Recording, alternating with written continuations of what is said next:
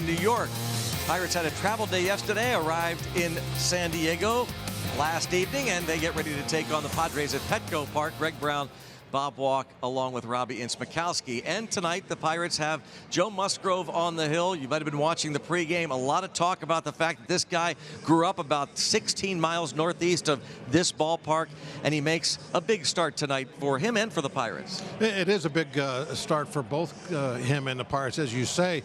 For him, because something happened to him a couple of starts ago. His control that was so great just left him, just vanished. And in his last start, he even said in his quotes that, man, you know, my fastball command is just horrible.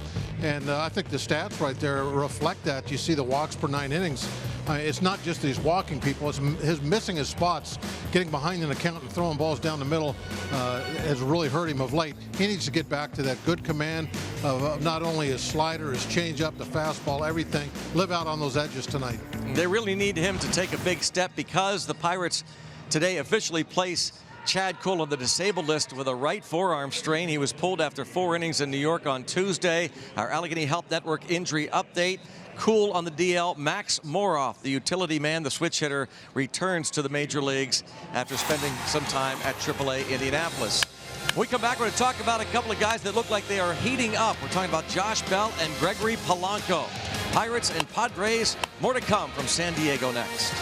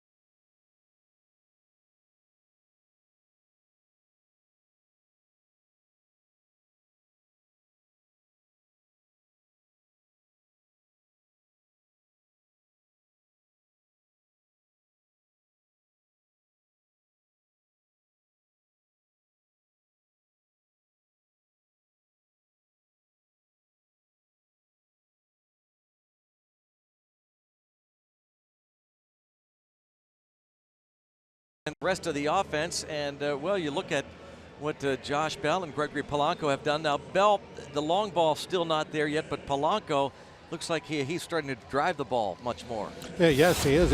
And I really liked what he's doing in the at-bats, even when he does nothing. The way he's taking pitches, I think you can see he's seeing the ball much better, especially since he's gotten off the plate.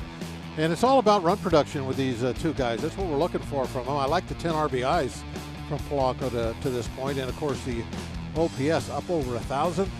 And hopefully Josh Bell will hit that home run at Citi Field and get on a little roll with those long balls. We could certainly use more of those. Pirates and Padres, first of 3 here in San Diego. It's a Friday night rocks. Pirates look to rock this offense, get things going after winning 2 of 3 in New York. Bucks Friars coming up next.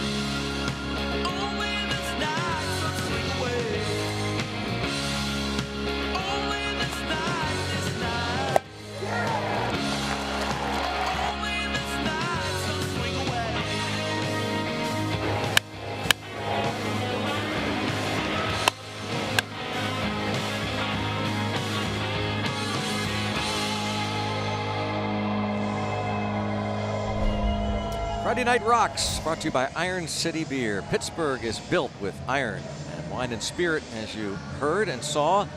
Our featured musical group this Friday Night Rocks with Swing Away.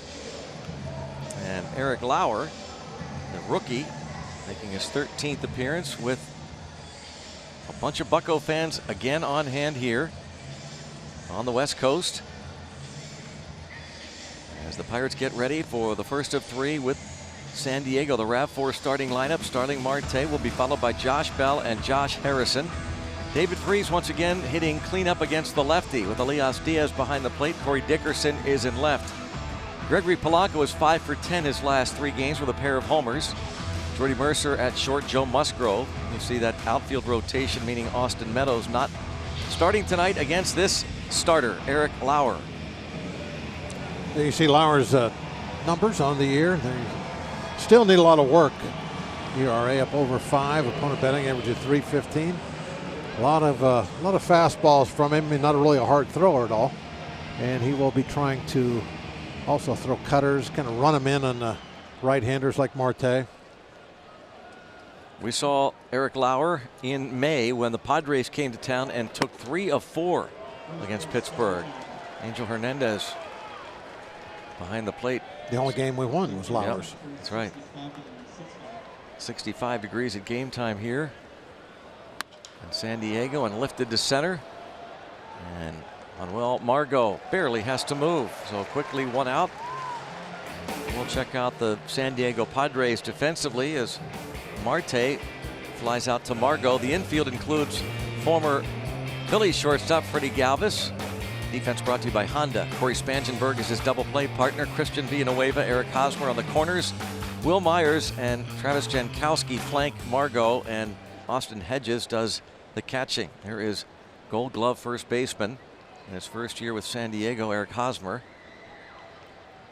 And you see the Padres wearing their old throwback unis tonight.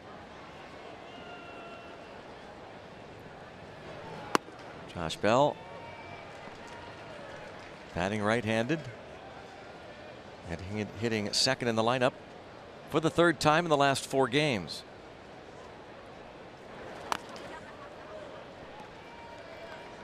I like these unis that they have on. It's like Padres should be in brown. Now, when you were with the Phillies, most of the time the Braves, or the Pirates, this is kind of the look, right? For most of the years, yeah. Expect to see Dave Winfield out there. And Greg Nettles at third. Steve Garvey at first. Tony Gwynn out there. Number Pip 19 Roberts, be out in right field. Randy Jones.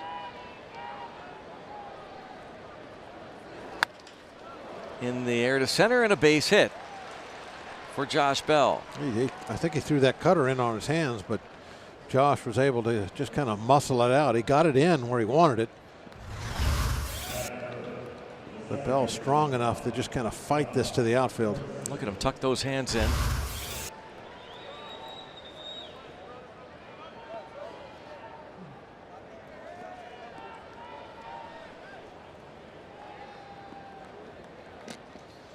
Jay Hay has been hitting number 3 of late. Little 4-game hitting streak for him.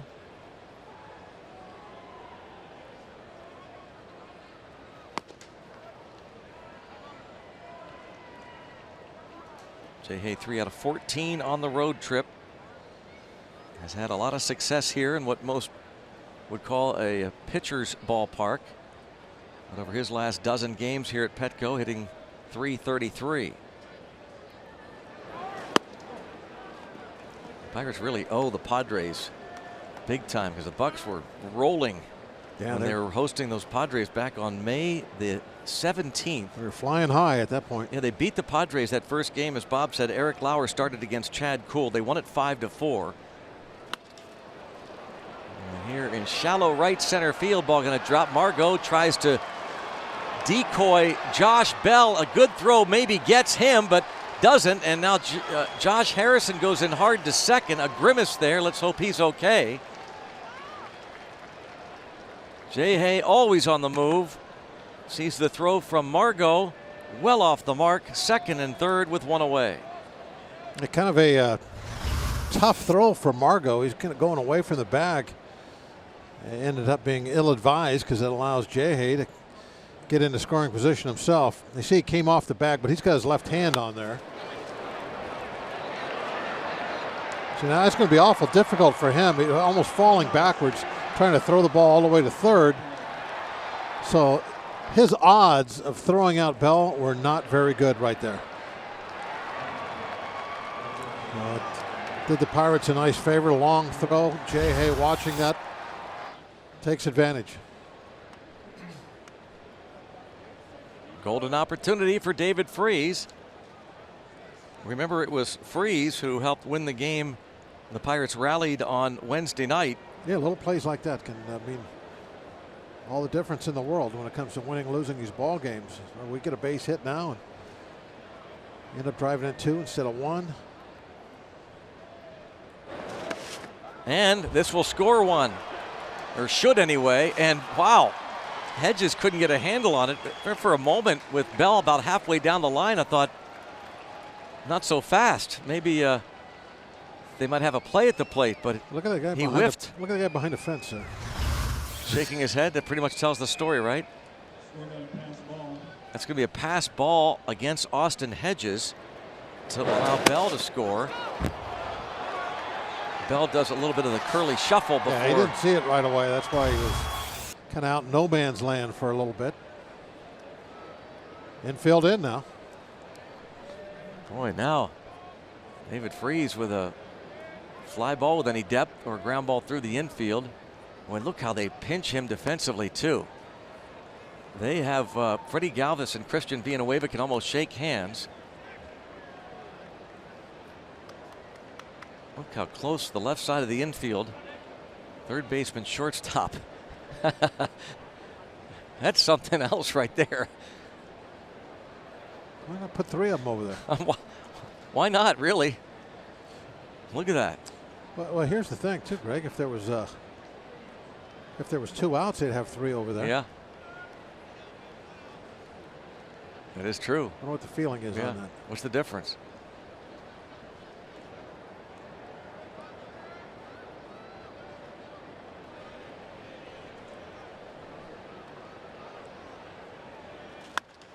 And grounded to the right side. Do you believe it? How about that? Do you believe that? That's why they didn't have three over there. There you go. They know. You hey, ask and they know best. Yeah. They know best. Ask. Yep. Andy Green, skipper of the San Diego Padres. He's in his third season. I'm going to leave my second baseman right over there at second base, normal position, see what happens, and here it is. Yep. This is why we do this. You know, those Pirate announcers were questioning why we had a defense like that. Well, we showed them. I don't think they'll be talking about that. No. Here is Elias Diaz hitting .296, 4 for 11 on the trip. And a strike is called on the Pirates catcher. Maybe not so sure. Again, Angel Hernandez calls the balls and strikes tonight. You see Bill Miller is the crew chief at first, Todd Tishner at second, and Alan Porter is the third base umpire.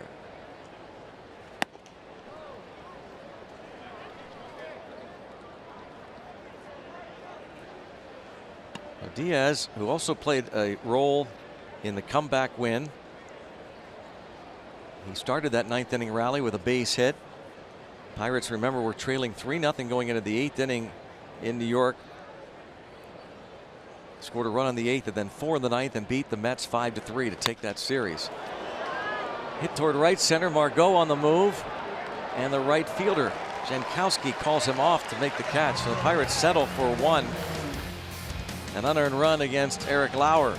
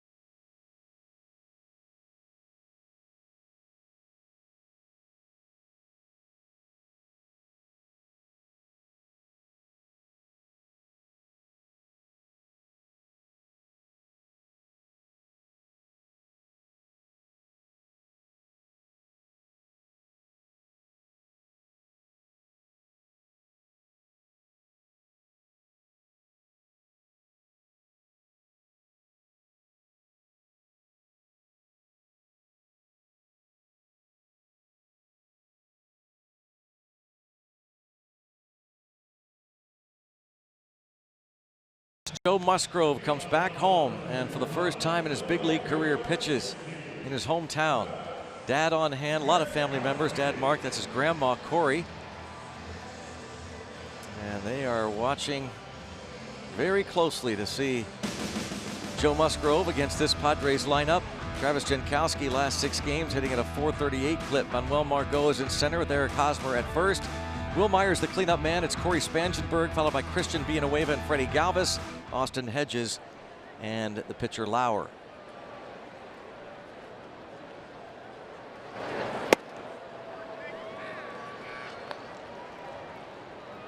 Seventh Pirate start for Musgrove. You see his numbers.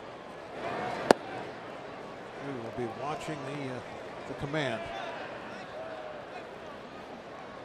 First thing to look for is the command of the fastball. That's what he has to kind of establish right away. Pretty good command of that one, 94, right in the glove.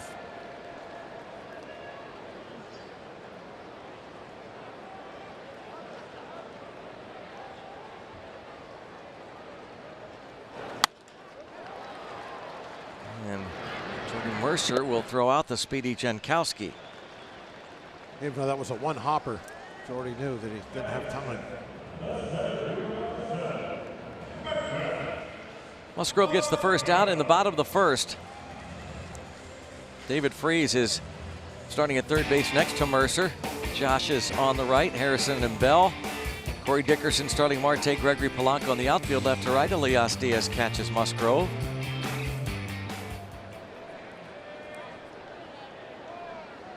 Here's Manuel Margot. And a chopper, Freese, another speedster. At the plate is Margot, and he is retired. A couple of ground balls early on. Yeah, 2 really quick outs.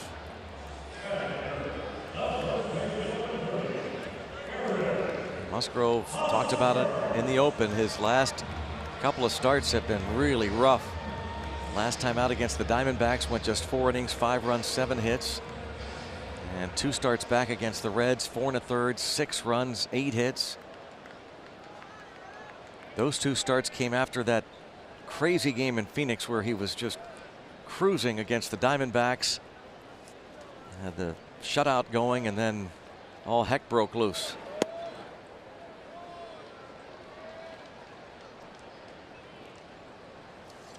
Eric Hosmer in the first year of his big 8-year free agent contract signed over the winter. And here's Jay moving quickly on the move. What a play by Josh Harrison. Far to his right, all in one motion. And 1, 2, 3 go the Padres. Jay on the move.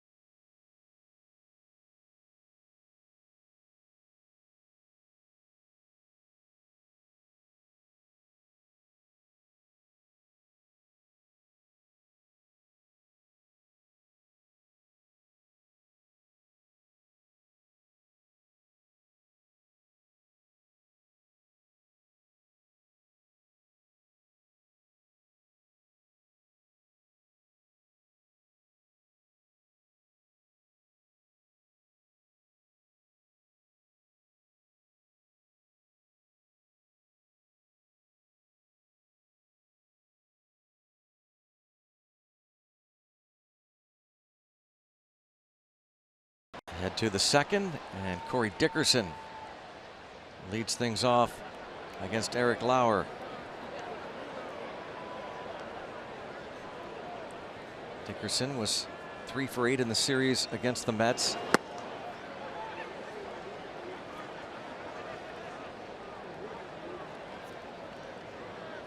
Another guy we need to get over the fence a little bit. We're talking about Bell earlier. Same thing can be applied to Dickerson. He is, not really a quote-unquote power hitter, but he's a better long ball guy than he has shown so far this year.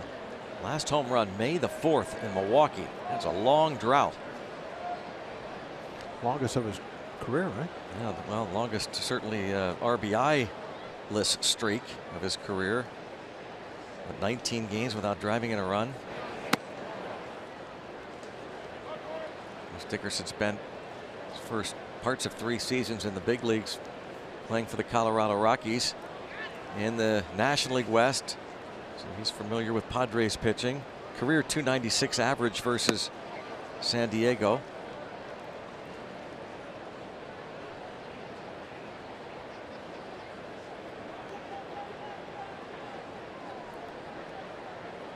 Lauer has given up 9 homers in 12 starts. And the other way, Myers. Look at that Jay play again that ended last inning. And Greg, what I was impressed with the most is how far he had to go to get this. I mean, it wasn't hit hard, but still, I mean, really showing some excellent range. 1, 2, 3, 4, 5, 6, 7, 8. Turn and throw. Joe likes it. Yeah, Joe liked it a lot. But Joe only threw, what, about 6 pitches? I like that whole inning. Bench likes it. Well, that guy's got some energy. Josh Harrison. Here's Gregory Polanco. Jay took more steps to that ball than Joe threw pitches. 7-pitch inning. 8 steps to the ball. 8 steps.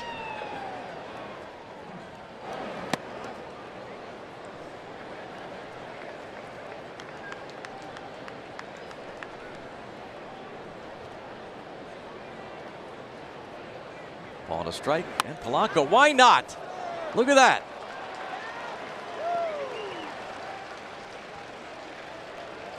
Wide open. It's mind-boggling, isn't it? It is. I mean, there's so many guys that could do that every time they come up.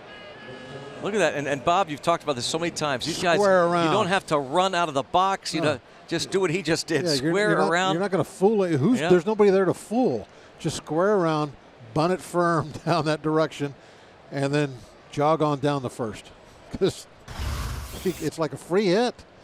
Now, if it's the 8th inning and we're down by a run, there's 2 outs, nobody on, I don't want to see him doing that. I want to see him try to hit a ball out of here.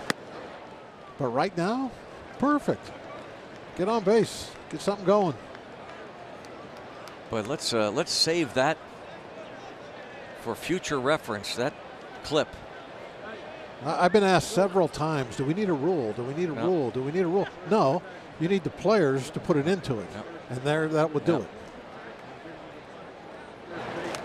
Well, all the things. He's become a lightning rod, Gregory Polanco, over the last couple of years, and maybe in particular this season. So much expected of him. There was the question about the hamstring. Is he hurt? He wasn't running out a ground ball on a road trip in Phoenix. But boy, you really have to applaud a lot of the hard work he has put into trying to get better, aside from make occasional laps. But that was fun to watch. It means he's going up there with a purpose, with a plan. Yeah. He's thinking. Yep, got a plan. It's called the Polanco plan. Polanco plan.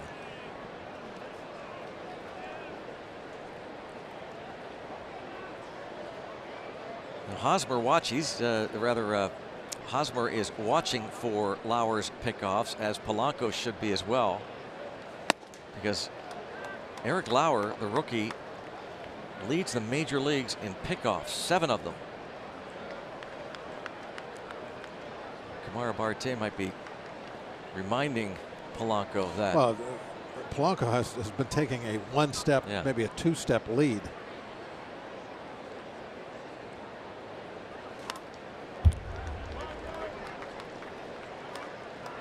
Lauer, 23 years old, from Elyria, Ohio, about 30 miles southwest of Cleveland, a first-round pick out of Kent State just 2 years ago.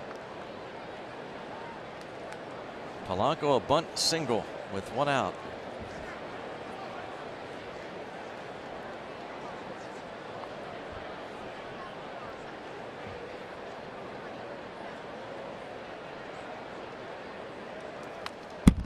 And Mercer fouls off the high fastball. He's just 1 for 11 on this road trip. But another Pirate that likes hitting here in San Diego over his career. Done here over the years what they've done to Citi Field in New York. They built a place that it was just too big. So they moved the fences in, made it a little bit more of a fair ballpark for the hitters, a little easier to hit one out of here.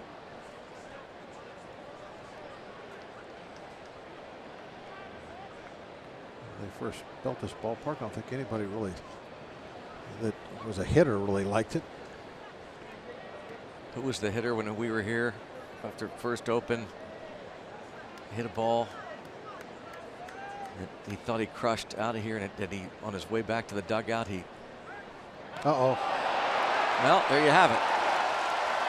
No, a balk has been called. A balk called against Lauer. And Andy Green wants clarification. And Angel Hernandez basically says, get back into the dugout. Well, you're not allowed to go out and argue. Oh, he's going to get tossed here. I can't believe he didn't. You can't argue about balks.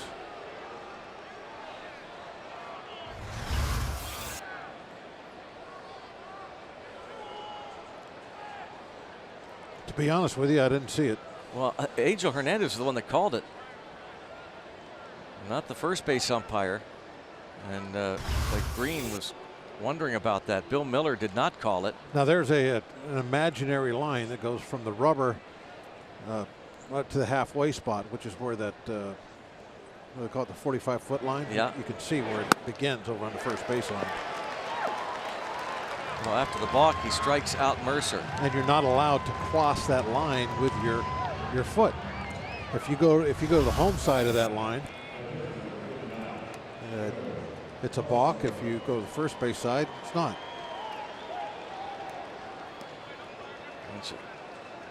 Angel Hernandez saying. He's saying you cross that line. Yeah.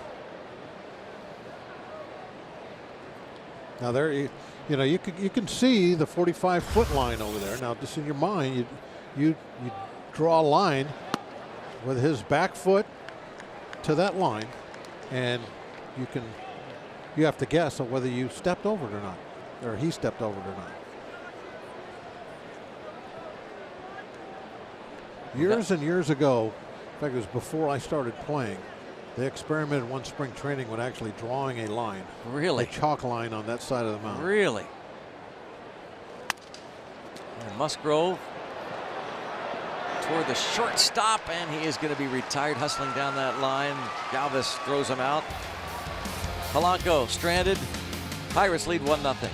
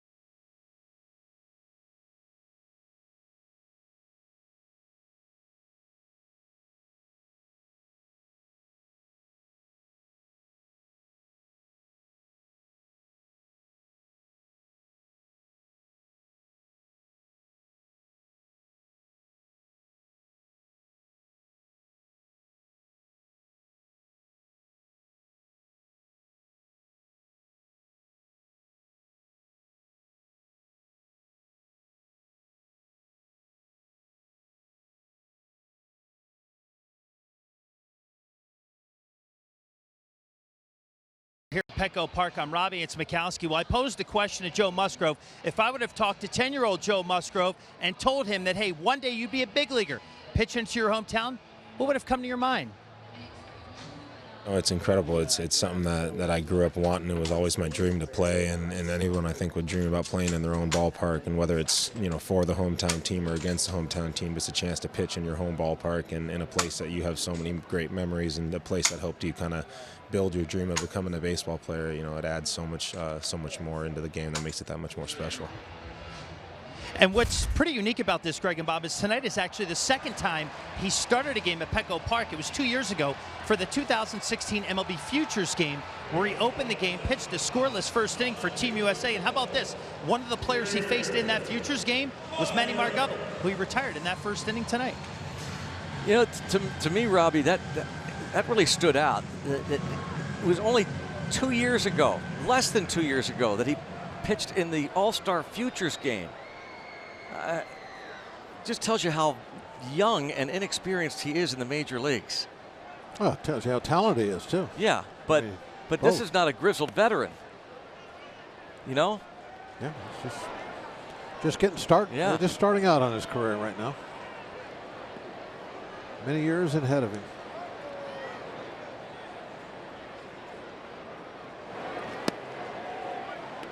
Oh, not a bad pitch. Will Myers starting things out here in the second. Didn't want to, but fouls the pitch off. So Joe Musgrove on the mound, as Robbie said, for the second time here at Petco, but came here often as a youngster, as a fan, to watch his Padres. And of course, there's another San Diego native, Trevor Williams. He's back home. He'll pitch tomorrow night. Another San Diego native. Good chance we'll see him pitch at one point in this series, as Myers just shoots one through that hole on the right side. Looked like he had a plan. Guess you don't need a rule. Yeah. Speaking of local products, how about front page of the sports section in the San Diego Tribune, a Point Park University tweet that was tweeted out by Trevor Williams. The local products in the big leagues, and this is a look when the team landed. Growing up here in San Diego, Williams, Brault, Musgrove.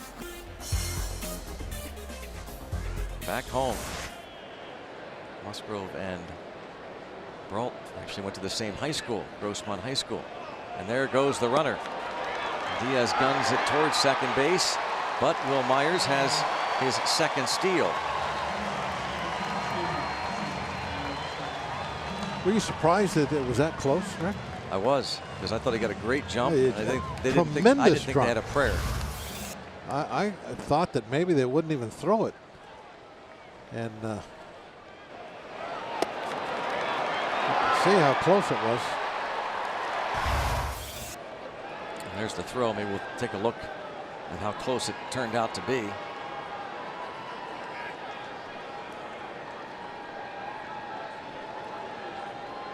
Spangenberg at the plate. And he bunts it, and it's a good one. And an out. Moves Myers to third. I think he wanted to bunt this one down the third baseline, and this ball. Yeah, he was trying to get a hit out of it. Yeah, the ball came in and just ate him up, so he just put it down wherever he could get it down. He'll take the sacrifice. Yeah. He even looked toward third. Yeah. He got the butt down. He looked toward third.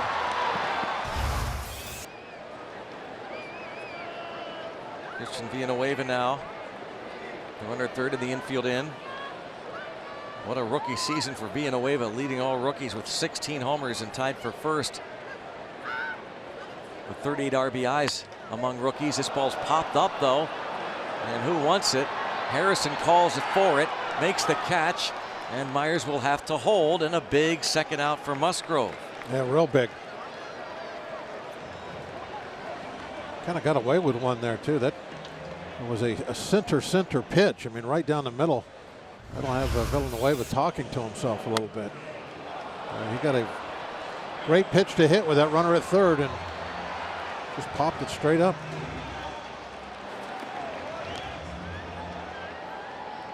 I mean, belt high, middle of the plate.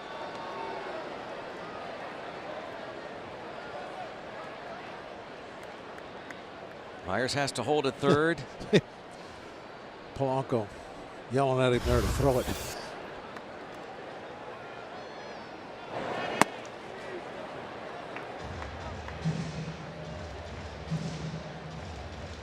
Hey, on the move again is Freddie Galvis. 28 runs batted in. Switch hitting shortstop. Parts of 6 years playing short for the Phillies.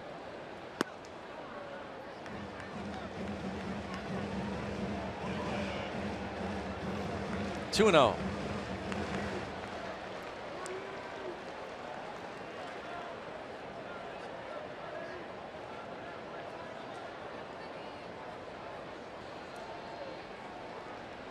Two and 0. And 3 balls, no strikes, not close. Now you have light hitting catcher Austin Hedges on deck.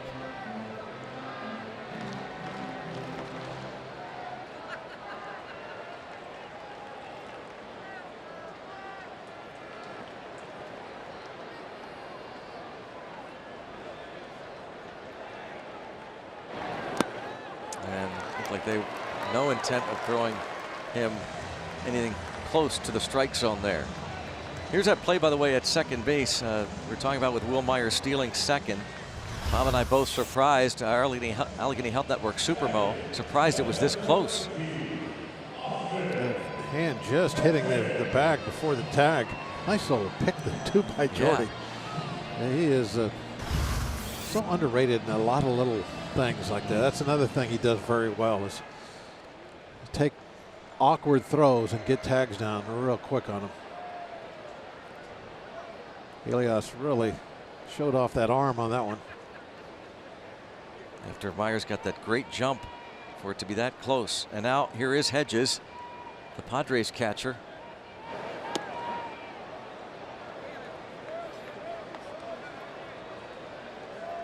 Some time on the disabled list this season, so he has only 85 at bats. He only has 15 hits with that 176 average.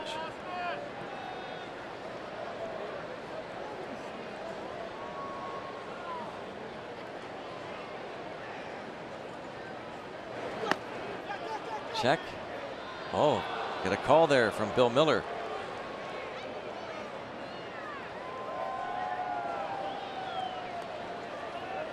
Musgrove has struck out 31 batters in 34 innings. He's walked 8. He's given up 3 home runs. Pitching coach Ray Searage.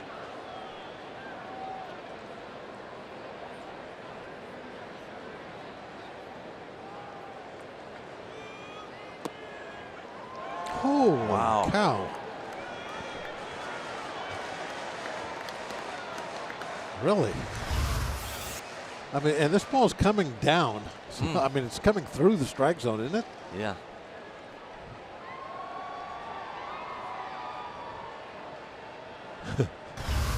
Oh, well. I didn't think he swung, so it counts right. Good point.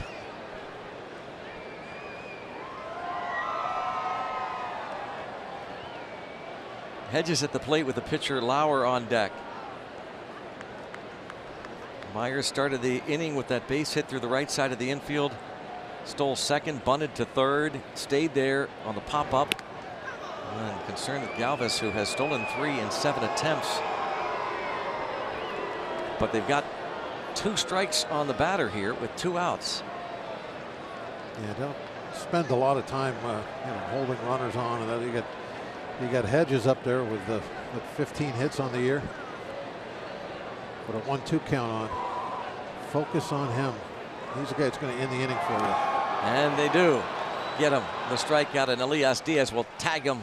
He's got some energy tonight, doesn't he? He does. 1-0 through 2. Buccos.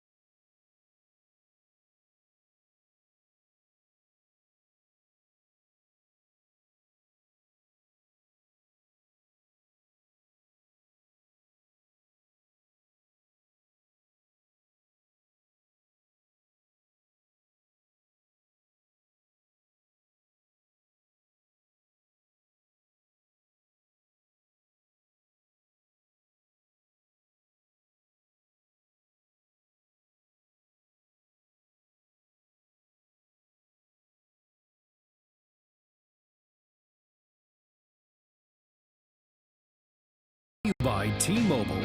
Show your military appreciation and use hashtag HatsOffForHeroes. T-Mobile will donate $1 for each post. And by the law firm of Bordas & Bordas. Bordas & Bordas, fighting for justice. Let's go Bucks! Top of the order, and Starling Marte with the Bucks up 1-0. The first of this 3-game series. On to LA after this. Trip started in New York, winning 2 of 3. The come from behind victory on Wednesday night. Eric Lauer gave up that first inning run.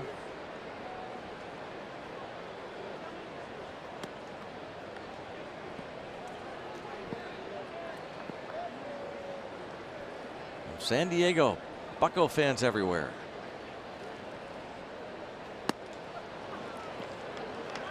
We're having some kind of big doings across the street, the convention center. There's a pharmaceutical convention. There's a fitness convention. I walked along the sidewalk yesterday when we got here going to get my burrito. Yeah. Ran into like 3 or 4 different people that, hey, go Bucks, that sort of thing. I mean, they're here in the city for sure. Full force, and right up the middle for a base hit for Marte.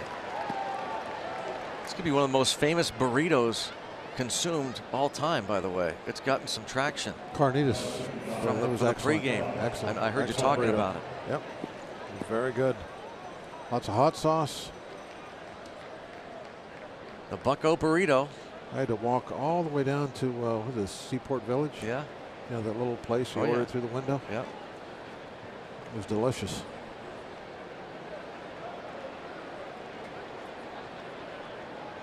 Well, now Marte has to be careful. Angel Hernandez won't call a balk every time. Well, Lauer's got to be a little gun shy now. Yeah, that's true. I mean, it wasn't, we showed the replay. It wasn't like an obvious balk. So now he's thinking, well, if I do anything, they might call it again.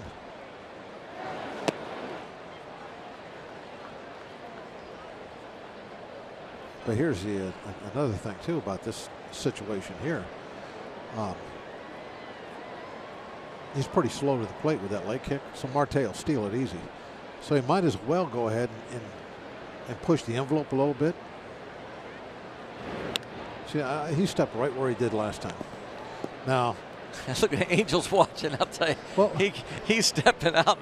Well, here's the thing. If he does get called for a balk, what's going to happen? Marte's going to go to second, but that's likely to happen anyway. So if he can get away with a balk, 50% of the time, it's worth taking that chance with Marte running.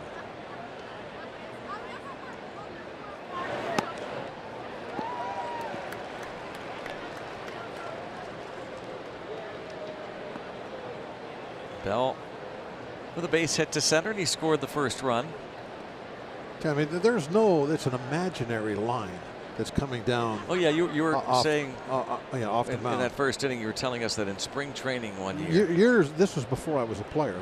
I just remember this watching the, I think it was an Angel game in Palm Springs at the time. Spring training game. Yes, and there was they experimented with putting a little chalk line down, so it's not imaginary anymore. But I'm sure the hitters didn't like that white chalk line coming down the side of the mound, so they did away with that.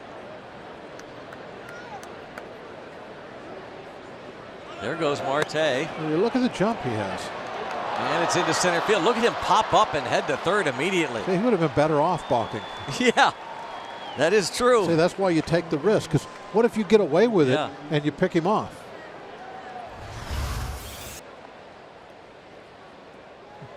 '18th steal, and right away heads to third.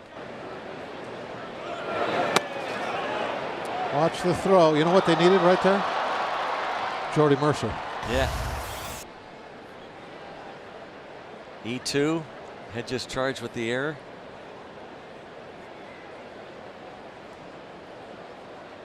Not a good start to his game defensively. A pass ball and an error. Look at this chopper. A Baltimore chop into left that's going to turn into an RBI double for Bell. 2-0. Man, that did bounce. Did that go off the plate or? I didn't think it did. I can't believe the almost dirt. like artificial turf. The dirt is that hard. That had to go off the plate. Let's watch it. No, that came right off the dirt. Yeah, they water it down, they rake it to try and soften it up so that you don't have hits like this.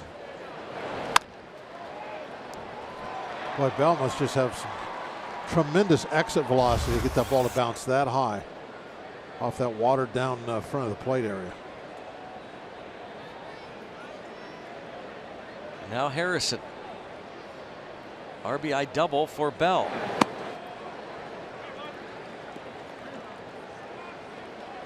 Talked about Bell in our open. He and Polanco starting to heat things up. He's 2 for 2. Polanco had the bunt single. And Starling Marte, the steal.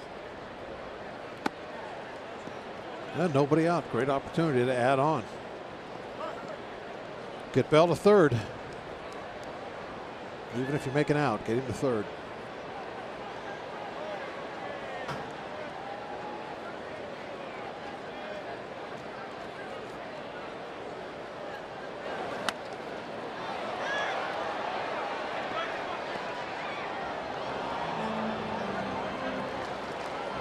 Extends his hitting streak to 5 straight games with that base hit into right center field in the first.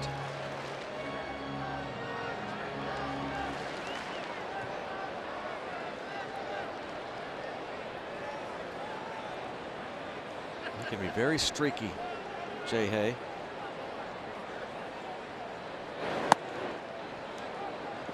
Had that 0 for 17 hitless string. Snapped that with a double on Sunday.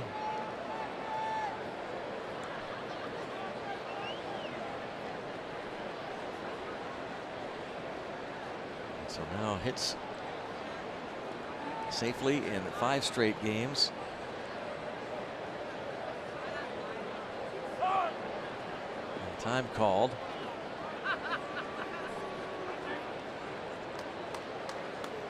And a 2-2 count on the Pirates' second baseman Josh Harrison.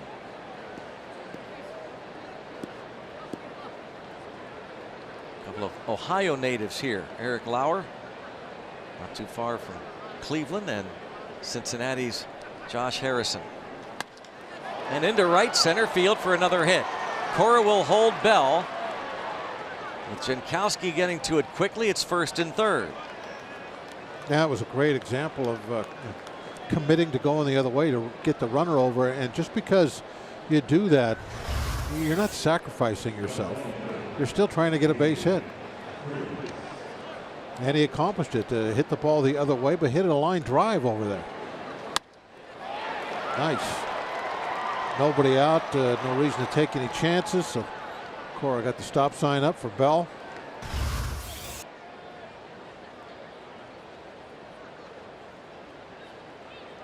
So middle infield at double play depth with Freese. He bounced out with the infield in and a runner at third base in the first inning. Pirates couldn't cash in on that second run. They will trade a third run here for 2 outs.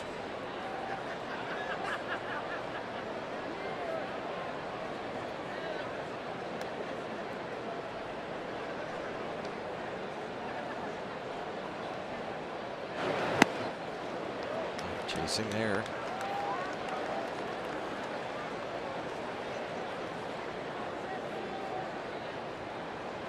Left-handed hitters actually do a little bit better against the rookie Lauer this year, about 30 points better than do right-handed hitters.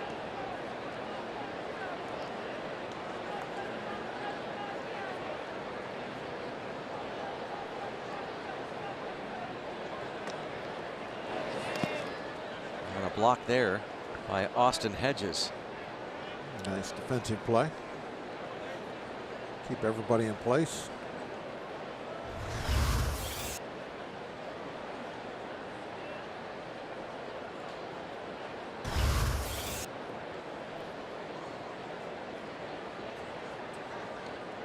Meantime, David Freese used to hit lefties at a much better pace than righties. He's hitting just .216 against southpaws this year, .292 against righties. Those reverse splits, and there's another pickoff try.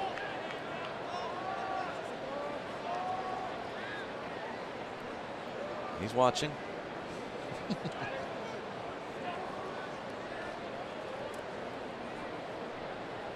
Lauer's last time out, a no decision in San Francisco. It was 5 days ago. He went 6 innings, gave up just a run against the Giants.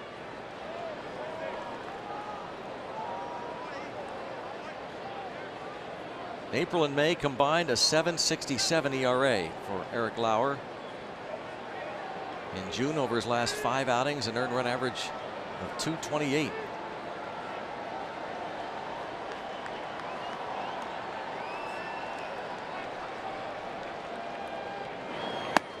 And he's able to get Freese to chase.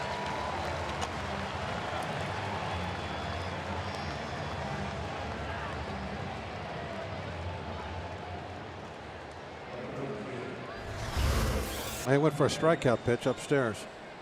Got the chase.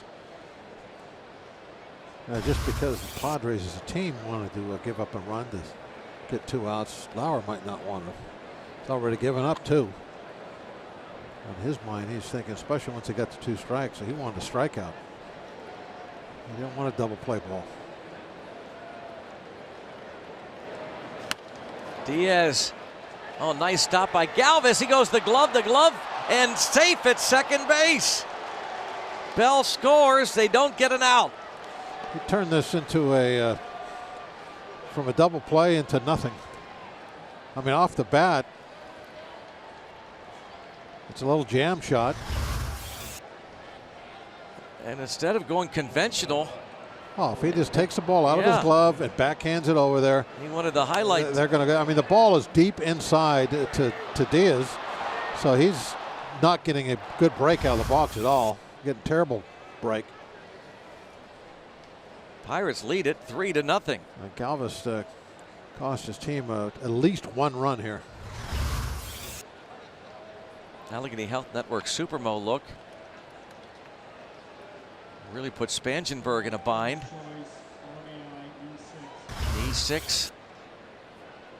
Give Diaz an RBI. Harrison reaches on the air as Dickerson fouls that one out of play.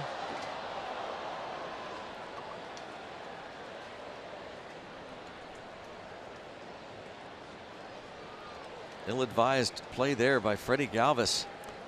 Would have been a highlight play though if he would have pulled it off. Yep, that's what he's figuring.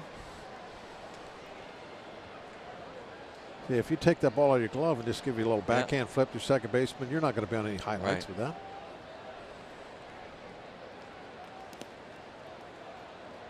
Another block there by Hedges. The second nice block Hedges has had this inning. I'm not sure that pass ball earlier was his fault. I think that was just, he got crossed up, I'm sure. That was the first time they had somebody at second base, I believe.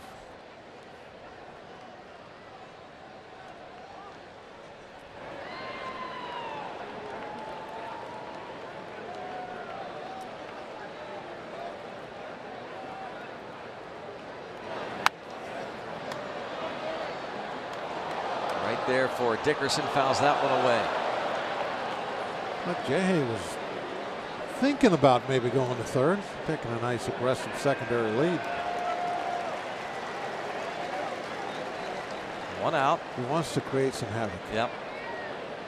And he'd love to get home for Dickerson, who's trying to end this RBI drought he's been on.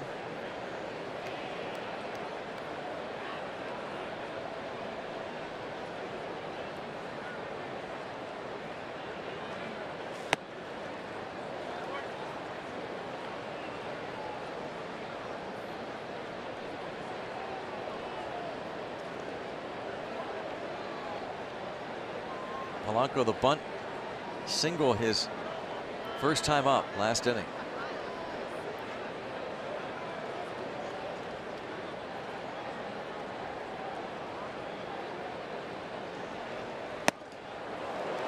And Dickerson frustrated. Same pitch that got Freeze. Fastball out of the strike zone up.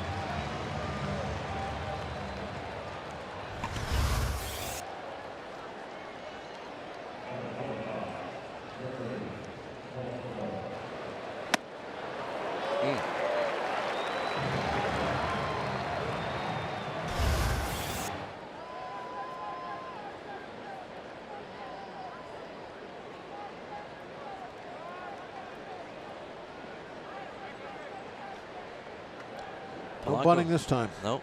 38 RBIs for Polanco on the year. Be looking to rip.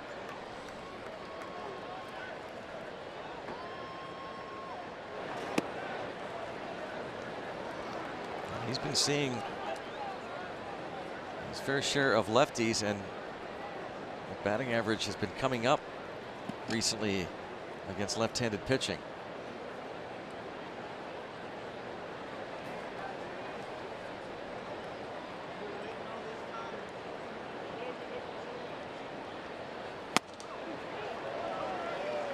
Lauer now out in front, 0-2. He's liking that high fastball, isn't he? I would imagine he'll go right back to it. I think he's going to go to a breaking ball out of the zone. Cool look there. Yeah, I love looking straight down. You can really see how he's kind of moved off the plate. Not right on top of it like he was. Misses. And they did try to go upstairs. Yeah. Up and in.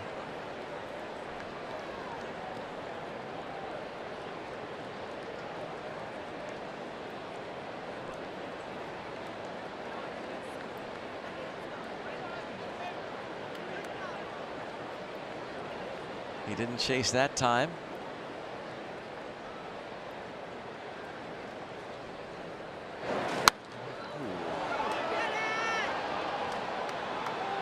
Just a little too far away from him. But you know what? That's an example there of how he can still make contact with that pitch that's off the plate away. He can get to it. Even since he's moved back a little bit. Now, he didn't do anything with it. He just popped it over foul territory. But it's not like if you put the ball off the plate and he swings, he's going to swing and miss it.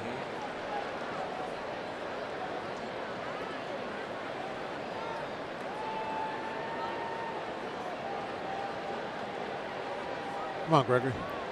Be a big hit right here. Nope, fish aren't biting.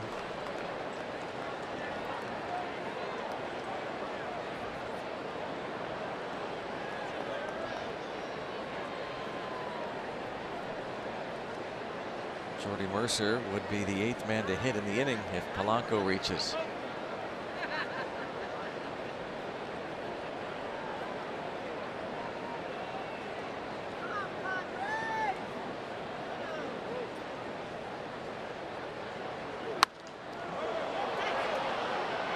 Again out of play.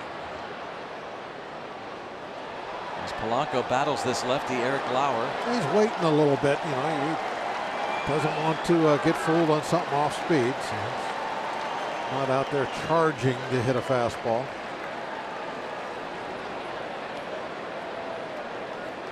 Lauer up to 64 pitches now. Might not have a long night.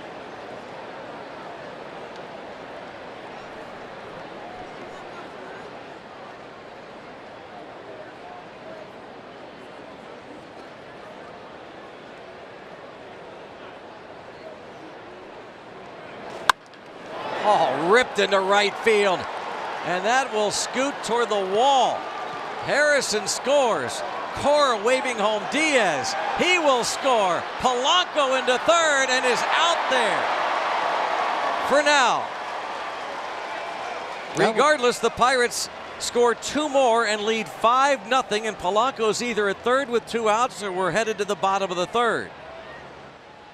Yeah, that was a great at bat. You know, laying off some tough pitches, fouling off some balls away.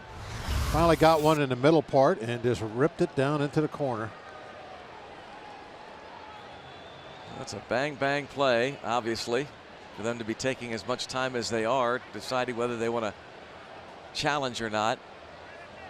They will not. Not going to. That foot you see way up there, Polanco. Yeah, if he would have had his foot down lower the entire time, I think he would have been okay. But he rips a double to score a pair, and the Pirates lead 5-0.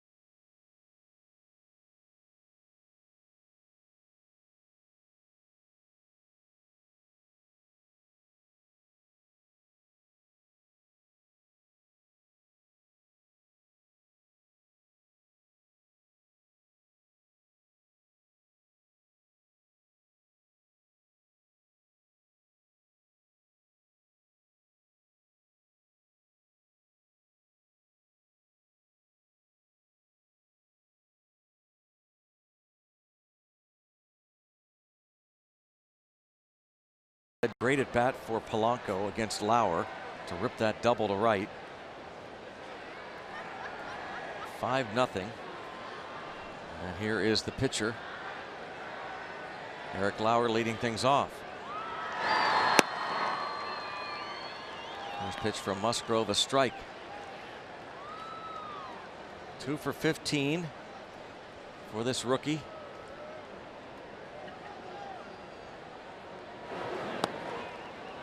And now Musgrove doesn't really have to be perfectly fine with all of his pitches, the control.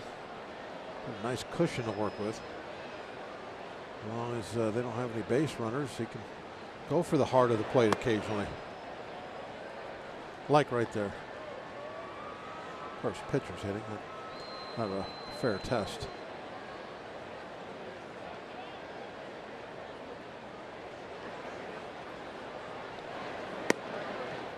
And good night.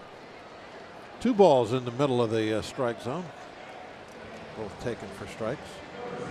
Here's the Polanco double that brought home 2 more. You know, he just was waiting, finally got that breaking ball. And he was fouling those fastballs off, not charging out. And he got the breaking ball and he left it right down the middle. So he rips it, and right now he thinks, oh, the throw's going to go home.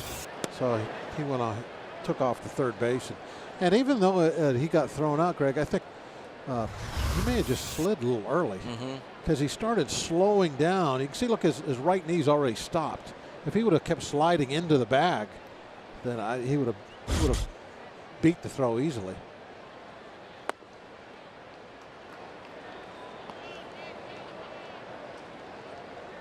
He's just so big, it just doesn't slide very far. Yeah. Hard to judge when to start that slide, too. The anchor comes out and digs in.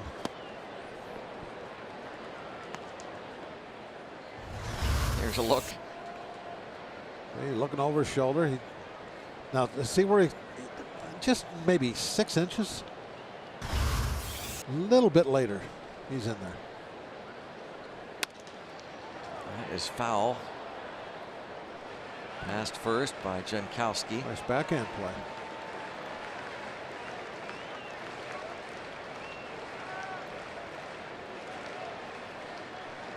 Central PA native Travis Jankowski started the year in the minors.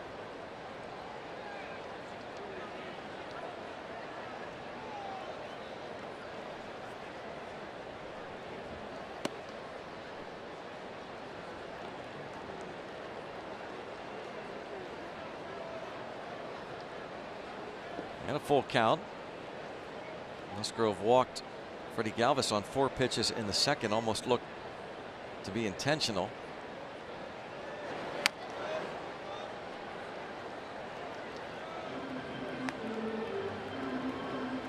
No pitching around anybody now. You absolutely love it when you look at the scoreboard early like this and see a 5-0 lead. Kind of the perfect number.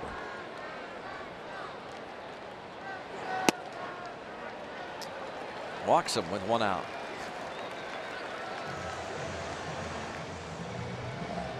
So Jankowski is aboard, and it'll bring up Manuel Margot. Coming up on Thursday, July 19th at 8 o'clock, Field of Dreams will be played on the scoreboard at PNC Park. It's movie night. Gates open at 7. Movie will start at 8. You can buy tickets in advance for $5. Go to pirates.com/movie night. Field of Dreams to be shown on the Pirates PNC Park scoreboard July the 19th.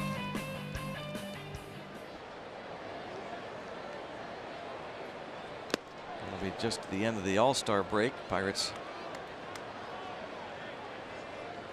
finish up with a long homestand just before the break. That homestand beginning, in fact, 1 week from tonight. 3 with the Phillies, 3 with the Nationals, 4 with the Brewers.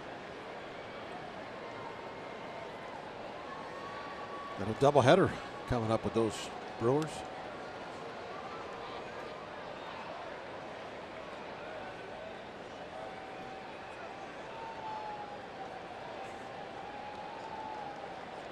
I guess it'll be a 5-game series then, huh? Right? Yeah. Milwaukee had one of those 5-gamers a couple years ago against the Cardinals just before the All-Star break. The Pirates took 4 of 5. Got back into the race in the National League Central.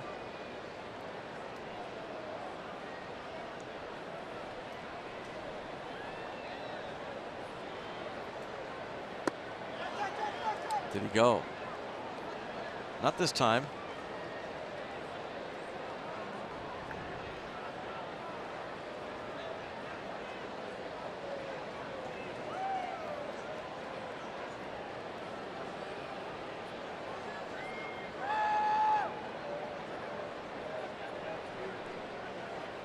Two and 1. And into center, a line drive for the out. Yeah, a couple of balls right in the middle of the strike zone there, that at bat. That's the luxury you have. Now, you just walk somebody, so you're thinking, well, I can't be doing that. You know, I got I got to go for the heart of the strike zone. I can't be going for the edges if my control is not that fine right now. So because you're up by 5 runs, you can do that. And most of the time, you're going to get a fly ball, hard hit ground ball at somebody, those kind of things. And if worst case scenario is you give up a home run and it's, you know, 5-1, 5-2, it's no big deal.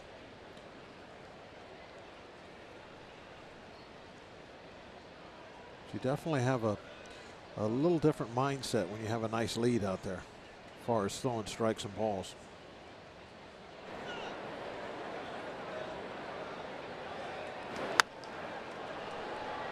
In on Hosmer, out of play.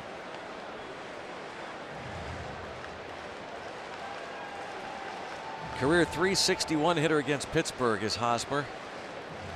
Musgrove facing the Padres for the first time here.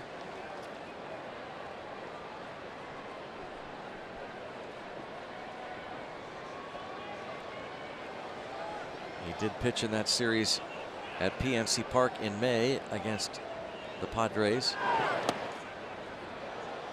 Did not pitch in that series. Trevor Williams pitched in that series as Diaz blocks the pitch from Musgrove.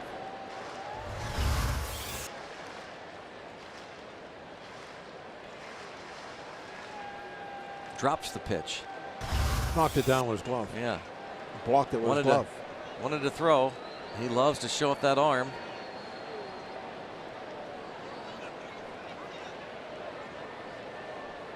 Josh Harrison made a fabulous play on Hosmer to end the first.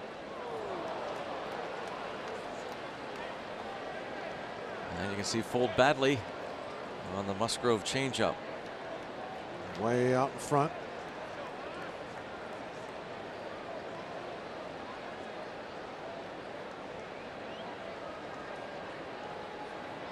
Two outs, one on. Bucks up 5-5. Fastball in. Elias wants it elevated. Runner goes, and it's lined to left. Jankowski on the move on the 1-2 pitch. Well, I think it's another example to go along with that base on balls that it shows just still doesn't have that command that he had before. I mean, that was supposed to be up and in, and it was kind of mid-thigh out over the plate.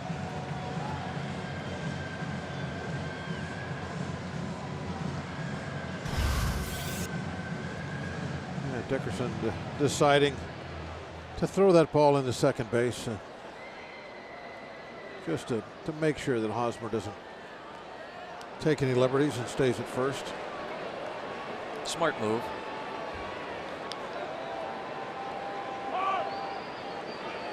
Will Myers singled the other way to start the second. Myers was on the disabled list when the Padres were in Pittsburgh in May. In fact, he had a couple of stints on the DL this season.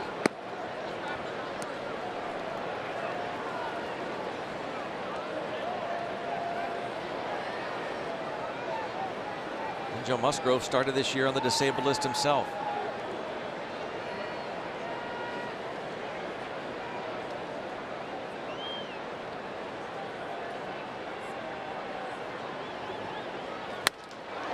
Line to center. Marte there.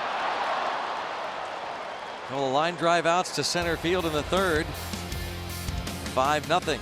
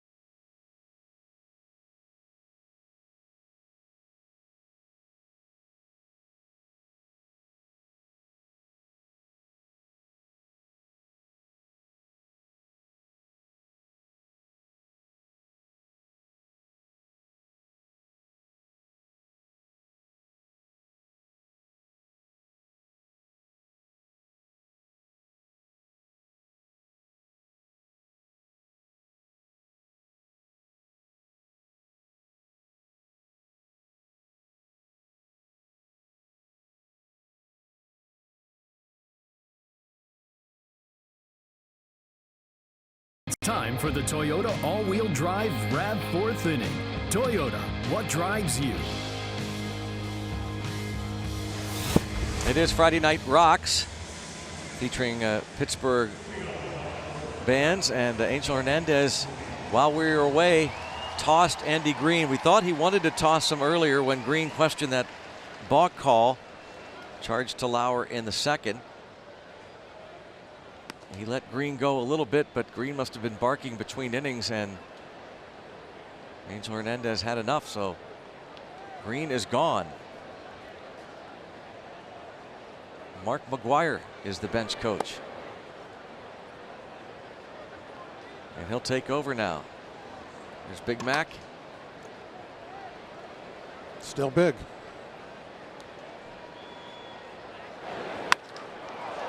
Lifted to center pretty deep, sending Margot back to the wall, and Mercer me over the center field wall for home run number 5, and a 6-0 Pirates lead.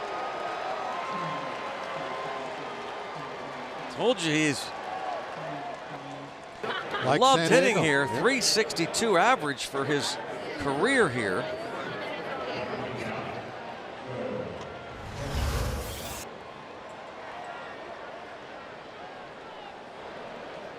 He pounded that one. Ball was out over the plate a little bit. That's why he didn't pull it and hit it center field. Jordy Mercer, number 5. As Musgrove takes a hefty swing.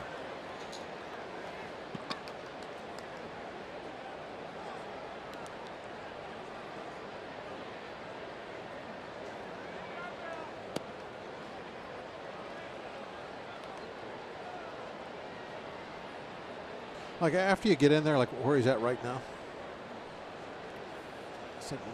how's your mind thinking? You wonder.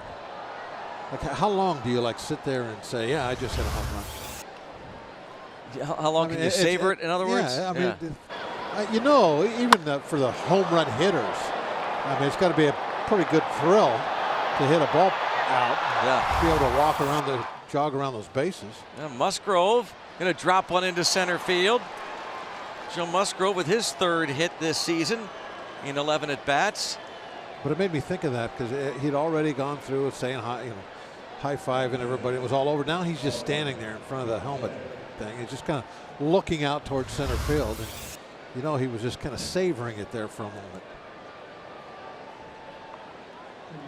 Musgrove, we've talked about this before, is a complete player. He loves to run the bases, swing the bat, pickoffs, defensive work, dive for a pop fly. He'll do anything. And pitches. So he's got to be pretty happy with that hit.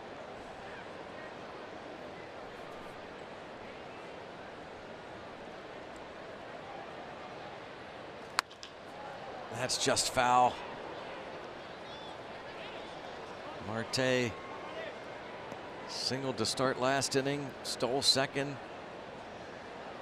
popped up right away, went to third on an error, and scored on the Bell double.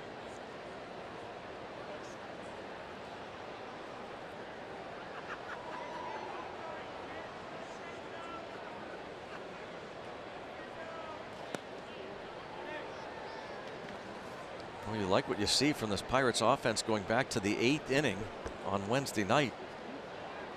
Somebody flipped the switch.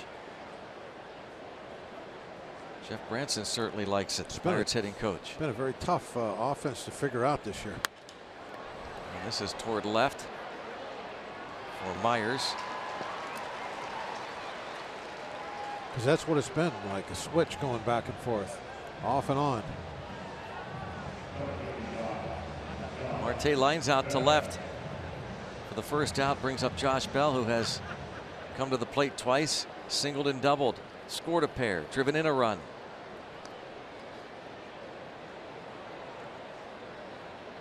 His last 4 at-bats going back to Wednesday night. 3 hits and a sacrifice fly. Oh, nice stop there by the rookie Villanueva, and an out at second. And there you see Musgrove hustling and sliding in hard. That's the way he plays. Heck of a stop by Villanueva. Yeah, that was out. Really a great play to get that out at second base. I'm sure he's thinking, I got the pitcher running, I'm okay, but not your average Joe. He went in hard just to make sure that this wasn't going to be relayed to first. There's your late slide.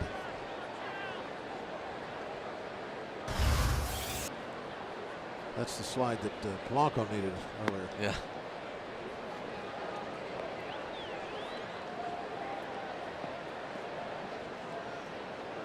Back home in San Diego in front of family and friends, and playing like it's a Legion game. yeah.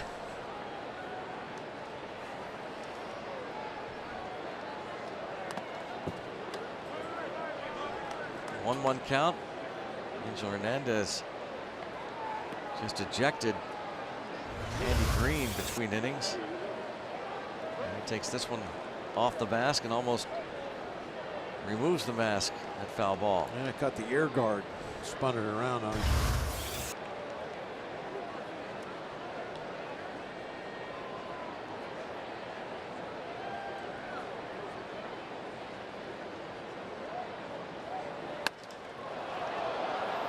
Right center field, and a long run, and Jankowski will get there. Onto the track in right center. Jordy Mercer's home run gives the Bucks a 6-0 lead.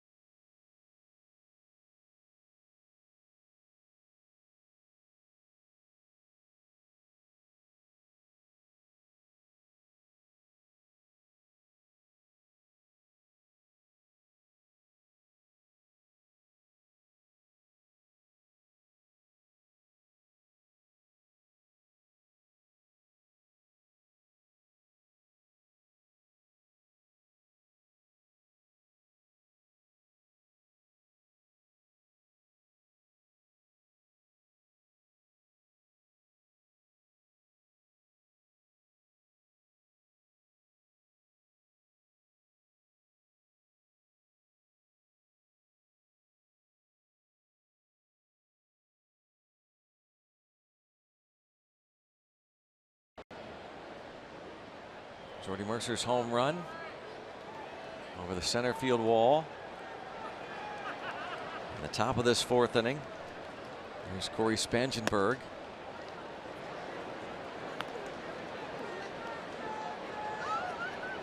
Ball one from Musgrove. Spangenberg sacrificed Will Myers to third base in the second inning when it was a 1-0 ball game. Don't you love it when the pitcher has a dirty uniform? Yes. Look at that. That is cool.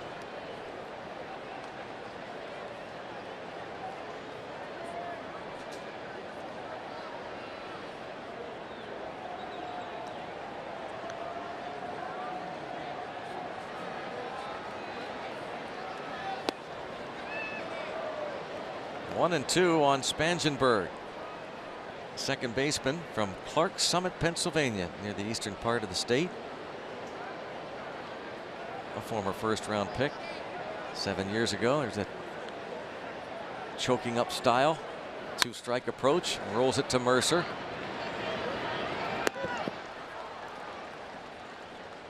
one out. In the bottom of the fourth inning, brings up the rookie Christian Villanueva. Pirates, remember, are back home 1 week from tonight, the long homestand before the All-Star break. Cross-state rivals, the Phillies, will be there. And the middle game of that series, 4:05, Saturday the 7th. Pirates fedoras given away to the first 20,000 fans thanks to PNC Bank. Doo-wop and car show will take place at the Jim Beam block party before the game out on Federal Street. Kent DeColvey going to be signing autographs, and you can go to pirates.com for tickets. 1 week from tonight, first of three with the cross-state rivals, the Phillies. And boy, they're one of the surprise teams in baseball. Phil's just two back of another surprise team, the Braves, in the National League East, as play began today. Plenty of finals in. Braves beat the Cardinals. Washington pounded the Phillies 17-7. And Marte should take care of this routinely. 2 outs.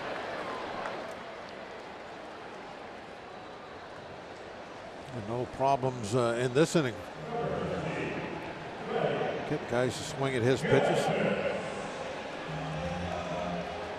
From Rosemont High School in El Cajon, California. Soft contact. Graduated from Rosemont High School just 7 years ago.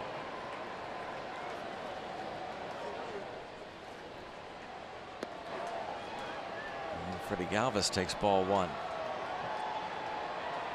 And his classmate, Stephen Brault, in the Pirates bullpen. Now, did Trevor Williams go there also? No. No? Different high school? Yeah.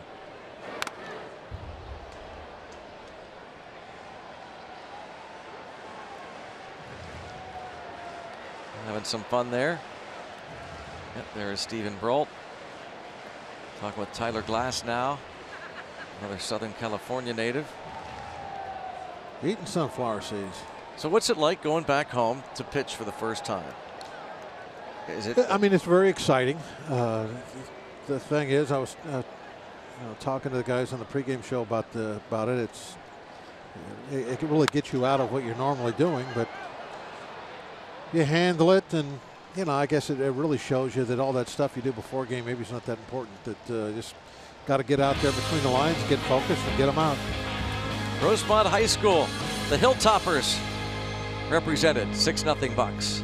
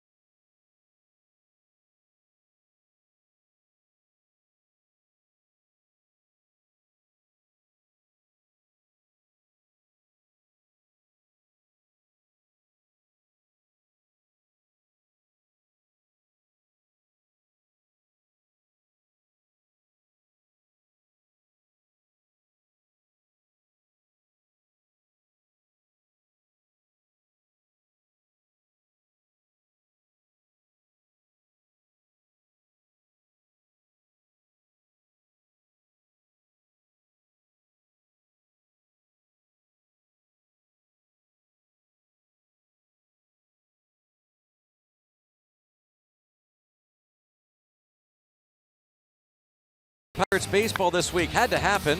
Pirates pitcher Stephen Brault finally did strike out. We'll look back at that historic streak at the dish.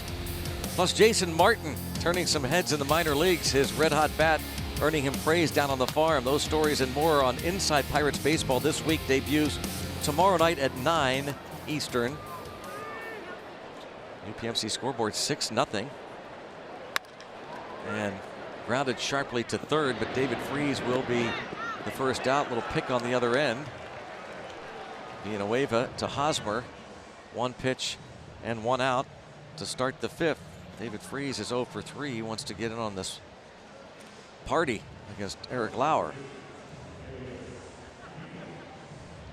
who's again Won't be out there that much longer. No. Might be Freese's last shot at him. And you see, just as Bob was talking, Kazuhisa Makita loosens in the bullpen. Elias Diaz at the plate. By the way, Jason Martin just got promoted to AAA. Martin was another one of those players involved in the Garrett Cole deal. Musgrove, of course, starting for the Pirates tonight. Colin Moran, who's one of the top rookies this year. Michael Felice, recently placed on the disabled list, a relief pitcher. But Jason Martin, the center fielder, having a phenomenal year at AA. Altoona was just promoted, and in his first game at AAA tonight for Indy was 2 for 5. Had a triple, drove in a run.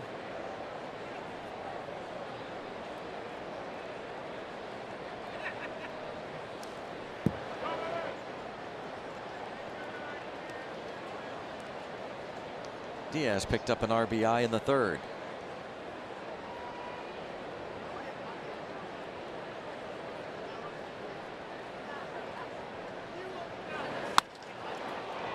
And hits this one to fairly deep center field, but with some room.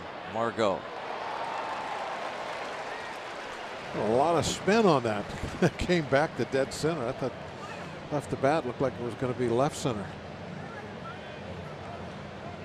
Lauer looking for his first 1-2-3 inning. And for the first time tonight, retires the first two Pirates. He's gotten Dickerson twice.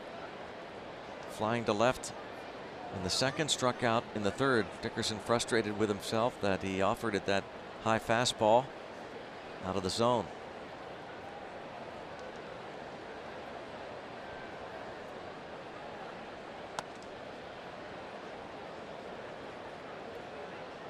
So we'll see what kind of approach. You're down on the end of the bat right now. Yeah. I think the approach he's got right now is he wants to Take a whack at it. He's going to try to put this one in the Salton Sea. Nothing close in the first two pitches to Dickerson. You see, we've talked so much about it this season, about the new Pirate. Now he has gone to that two-strike approach. Depends on the pitcher, the count, the situation. May have taken it a little too far.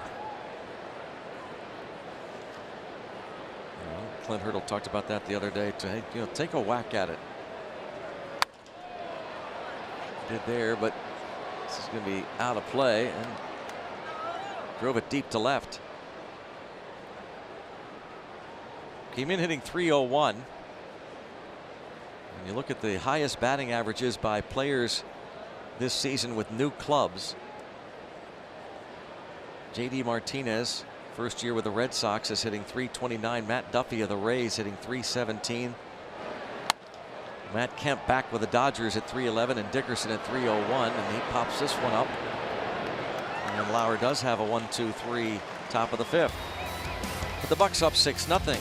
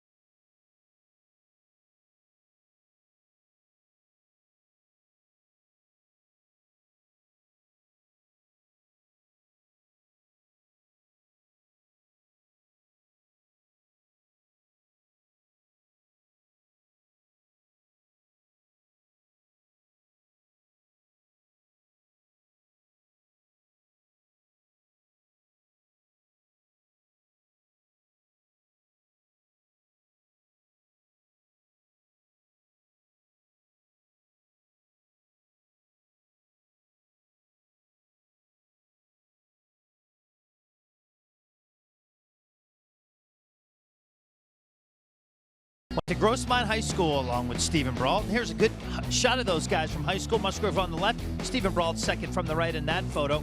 And his parents own a coffee shop in Alpine, California, about 30 minutes away here from Petco Park. It's called Cafe Adesso.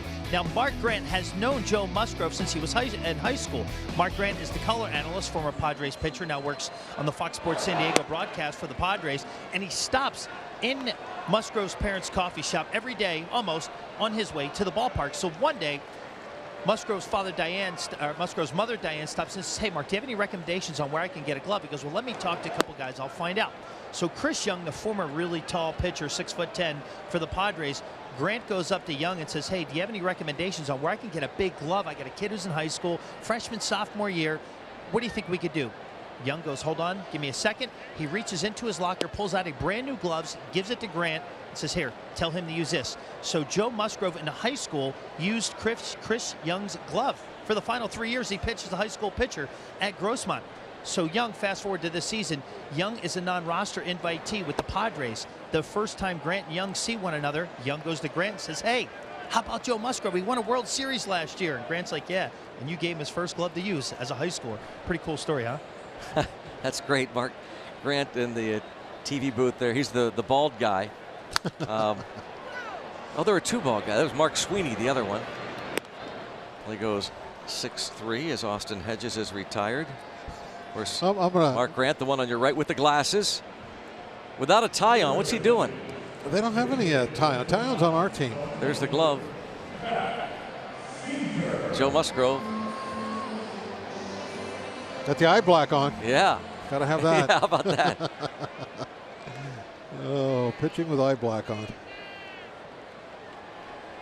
I don't get that though. He and Don Orsillo, the play-by-play man. They don't wear ties. Yes, they did. They did the Open with ties. No, they didn't.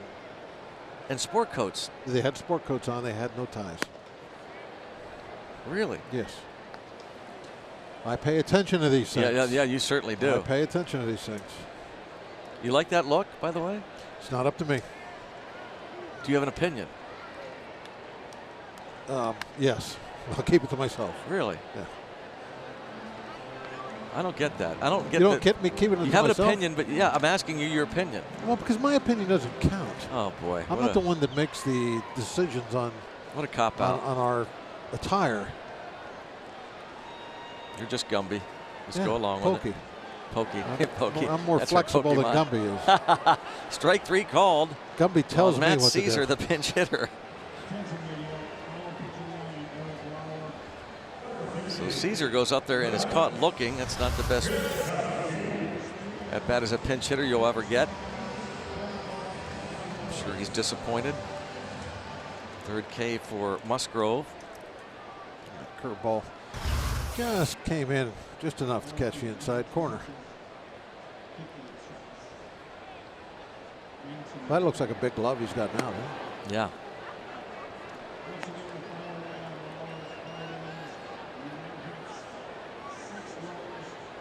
Goes through that. We've talked about this before. The an Adam Wainwright stretch, and this is going to be a tough play. Bare hand try and safe. David Freese. On that high chopper. He knows how to play third base, that's for sure. Only possible way was to go bare hand.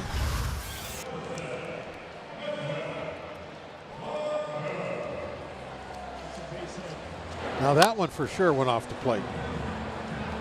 Don't have to wonder about that one.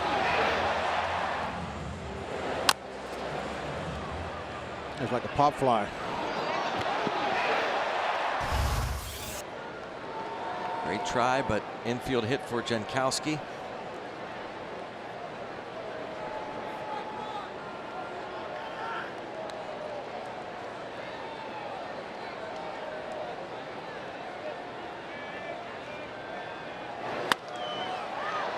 Polanco in right. That'll do it. Big Joe's back home and enjoying his return.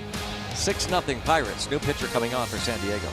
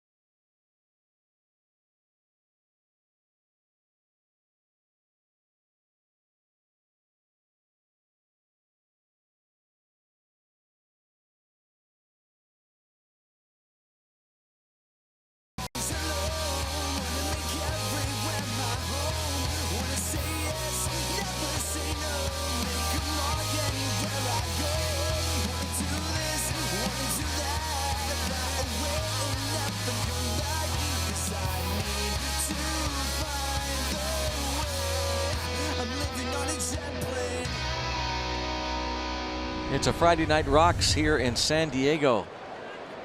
And Gregory Polanco, who is 2 for 2, takes the strike. Last time up, he doubled in a pair of runs, ripped the double off the lefty. Eric Lauer was thrown out at third. Jordy Mercer on deck, homered in the fourth. Polanco had a bunt single in the second.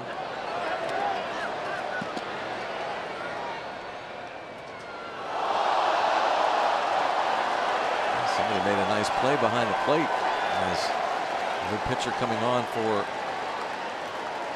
San Diego.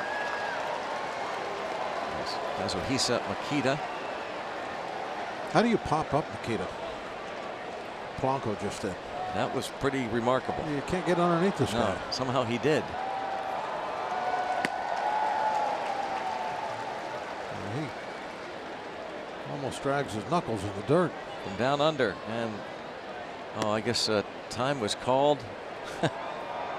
Angel walks away as chaos behind the dish, and maybe somebody's beer went flying on the foul ball.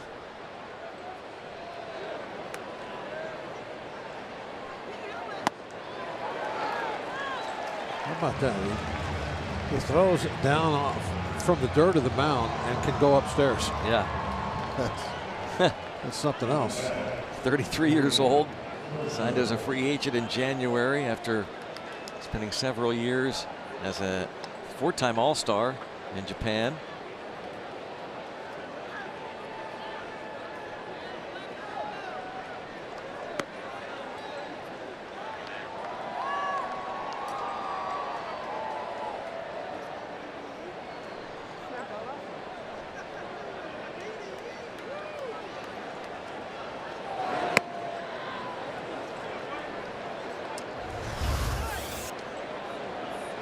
Watch his right hand.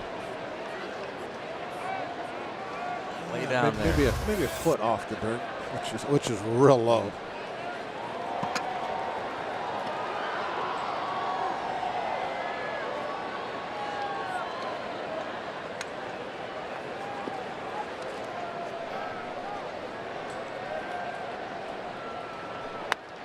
Slaps it to right.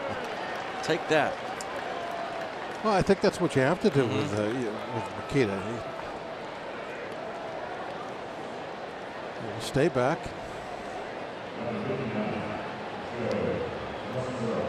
Mercer. Don't get too aggressive. 2 for 3. You haven't really. You got to see a few pitches just to figure out where the ball's coming from.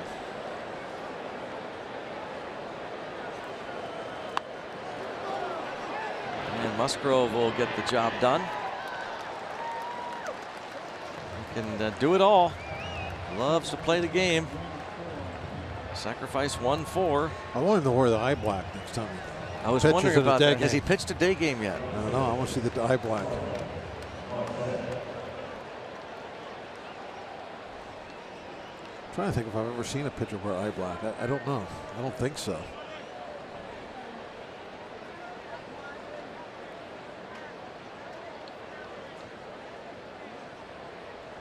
Chance to make it a 7-0 Pirates lead.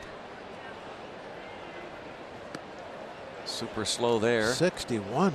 And of course they keep track of everything. StatCast has Makita throwing the second slowest in the major leagues. They crossed up Hedges there. He would have had to barehand it. That's what happens when you throw 60 and you cross up the catcher. Nothing.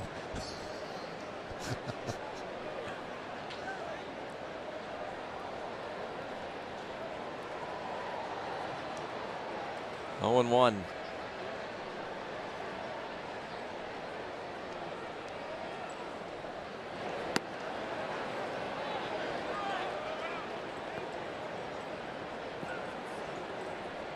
How fast was that one? I didn't look. I didn't see that one either. 72. 72. He humped up on one. I've seen him throw 180.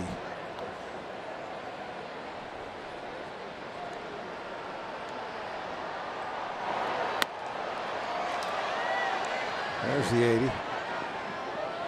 So it's gone up 10 mile an hour per pitch. The only pitcher who throws it on average slower is the knuckleballer for Boston, Stephen Wright. And here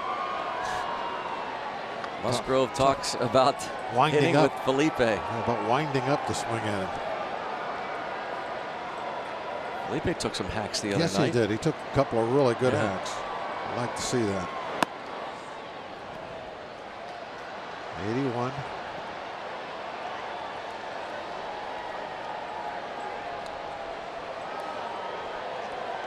Do what Jordy did. Makita throws one over the plate, just drill it to right. Don't be too aggressive.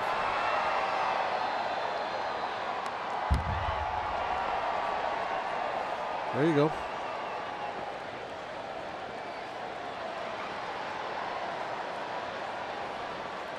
Pirates didn't have to face Makita when the Padres were in Pittsburgh in May.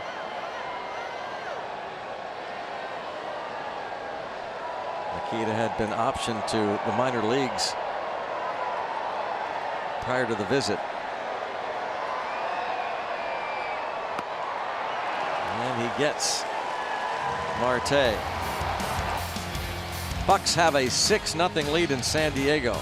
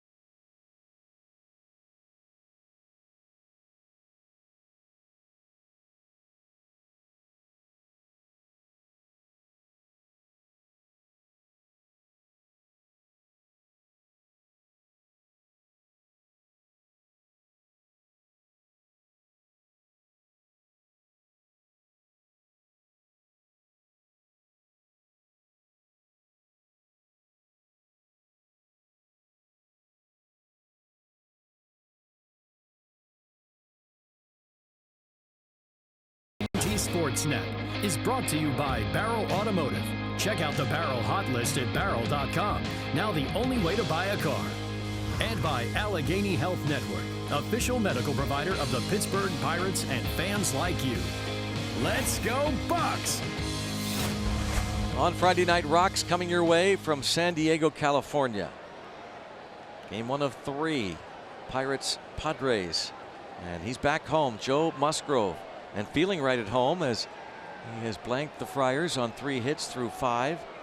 Faces the 3, 4, 5 men in the order here. Eric Hosmer, Will Myers, Corey Spangenberg, strike 1 on Hosmer, who singled the other way in the 3rd inning. Got the pitch count in a real nice shape.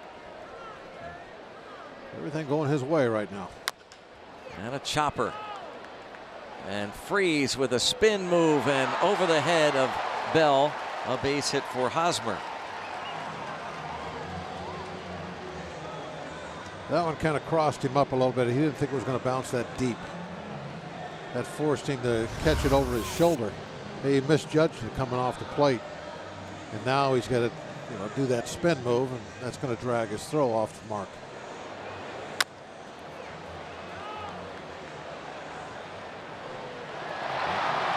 We've seen 2 or 3 of these, including a Bell double.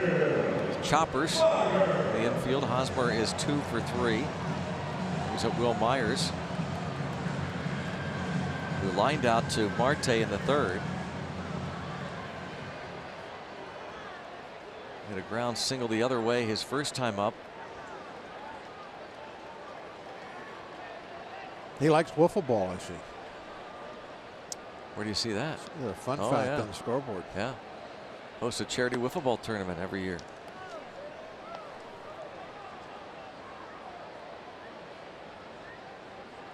Strike on Myers. So does Joe Musgrove. Joe was scheduled to participate in the Pirates Charities event, the play ball event last Saturday at the Highmark Stadium. But with that rain out we talked about earlier with the Brewers, he ended up pitching on that Saturday. So Stephen Brault, his buddy, filled in for him. And everybody had a lot of fun playing wiffle ball in the Riverhound Stadium on artificial turf.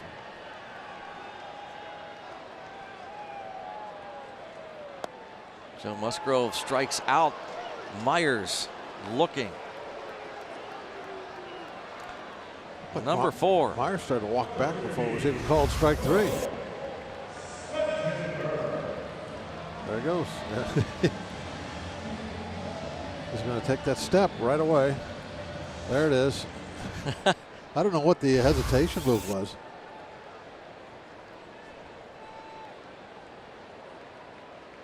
Maybe thinking, oh, what am I doing? What am I doing? I'm walking away before the strike 3. What if Angel doesn't see it that way?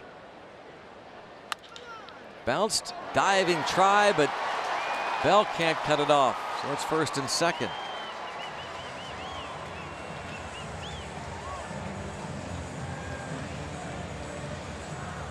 First and second for Christian Villanueva.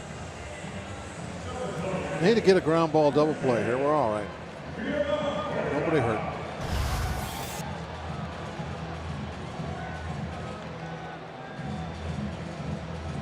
Bell looked like he rolled a little bit on that wrist. He was on the ground. But he seems fine now. First and second for Villanueva, who's popped up and flied out. A little bit of a dangerous hitter up there, even though he hasn't been hammering the ball too much of late. He's got all those home runs, and they desperately need something like that to get back in the game. Please go foul. Thank you. I mean, that's exactly what they're looking for right now. They got to have a big inning. Somebody has to hit a ball out of here. He's their guy.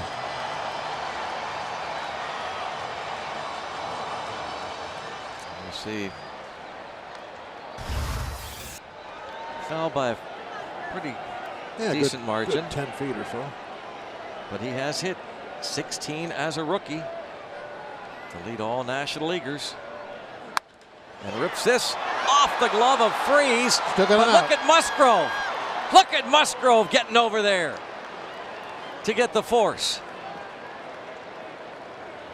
Hosmer was way late getting there because he didn't see Freeze drop this ball. Thought it was too late. A 5-1 putout at third. Pirates get a nice little break there. And once this ball is off the glove, could have easily have been bases loaded.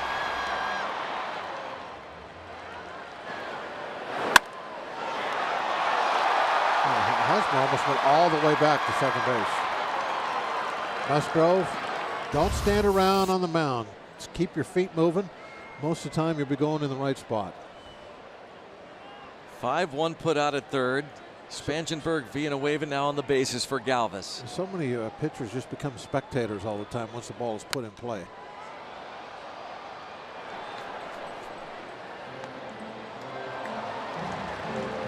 Musgrove again on the move.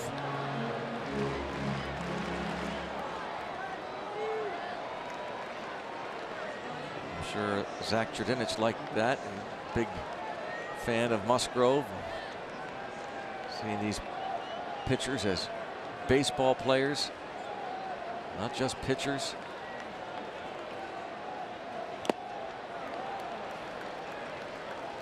Oh, 0-2 on Galvis.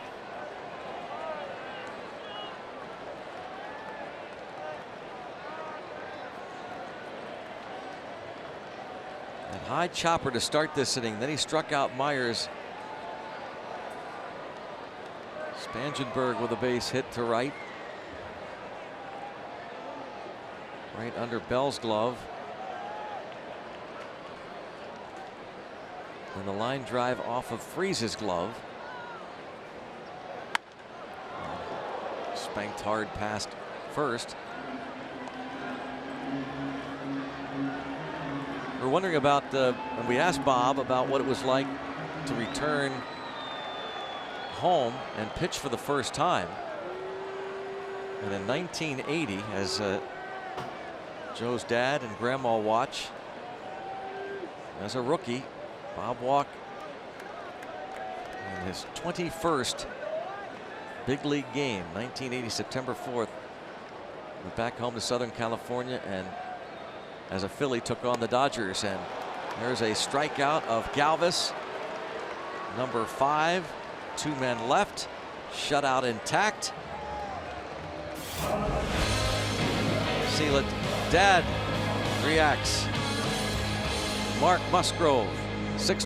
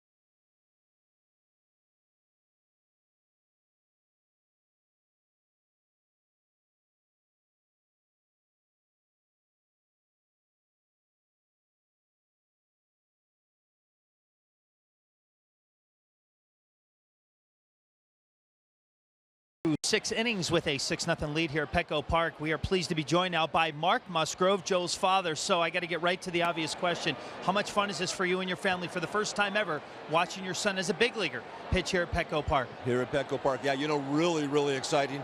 And then, of course, on top of it, we've got hundreds of friends here, people that we haven't seen since Joe was playing in travel ball as a kid.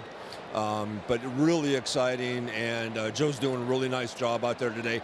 And I know he was really pumped to play here in Petco. Yeah, so another thing I want to ask you about is just Joe's baseball sense. Look, we see what stats are, we see what the numbers are, but plays like last half inning, the 5-1 force out, how hard he slides in the second base, how much he wants to swing the bat. Where does he get those intangibles from? You know, that was all I think instilled in him as a young baseball player in travel ball here at San Diego Stars here in San Diego. But you know, the one thing he talked about when he went to Pittsburgh was his ability to hit and play baseball again. You know, he feels like if I'm not up there swinging and contributing, you know, he just felt like there was a degree of emptiness. So he's really enjoying what he's doing now, and I think he gets some pretty good positive feedback from his teammates and the fans. You know, Mother Nature played a big part in Joe getting the start tonight. It was the rain out against the Milwaukee Brewers that allowed him, schedule-wise, to get this start. What was you, your wife Diane, and your family, your daughters, your son, what was everybody's reaction when you found out he was going to have this night here? You know, the one thing that we do is we always try to look ahead to see where he's going to be pitching, how the rotation is going to play out. That rain out was something that I think God blessed us with, giving us the ability to see him pitch here at home. But yeah, it was amazing. So you watched your son win a World Series, okay? You were at LA when they won the World Series. How do you what are the emotions like of watching a kid who you watch him from a little teeny bopper, small kid, teeny bopper, all the way up to the big leagues? I mean, what is that like watching your son do that after all the work you put in through the years? You know, I guess, you know, you look for the right word to put in there, and I think the one thing that is rewarding. Because, you know, we thought, in fact, my wife and I, afterwards at the hotel, we were talking about, you know, wow, what an amazing journey from 4 years old to where he's at now. And it was just like this culmination of everything all in one play. So, yeah, really exciting. And, of course, watching him sprint from the bullpen with his teammates, he was just like a little boy again. You know, really, really exciting. And that's fantastic stuff. And he's very well spoken. We love having him. We love talking to him with the media. And let's hope we finish strong tonight here for a W for your boy tonight, Mark. You know, he's a good kid. He loves Pittsburgh, and he loves being on. Great. Well, Mark, thanks for doing this. Yeah, you're welcome. Thank you. Greg and Bob, how about that? Right in front of Mom Diane sitting right here as the entire Musgrove family taking it all in. Having a great night so far through 6 innings here against the Padres. Thank you, Robbie. And we're certainly well aware that Joe gets his love of the game from his dad. And, you know, as proud as Mark is of Joe just as proud of his father, a longtime police officer. Line drive caught in the gap in right center field by Margot, robbing Freese of extra bases. Joe heads back to the hill.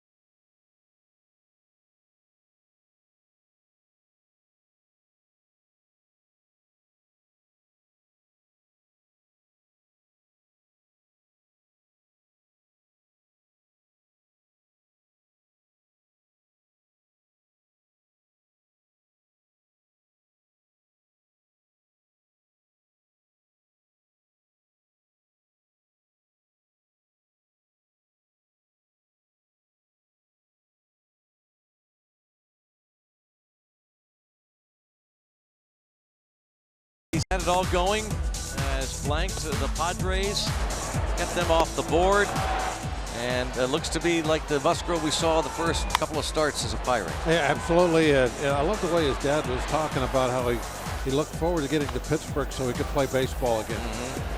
And we're seeing that too. And he plays it very well. He does all the things, just swinging the bat.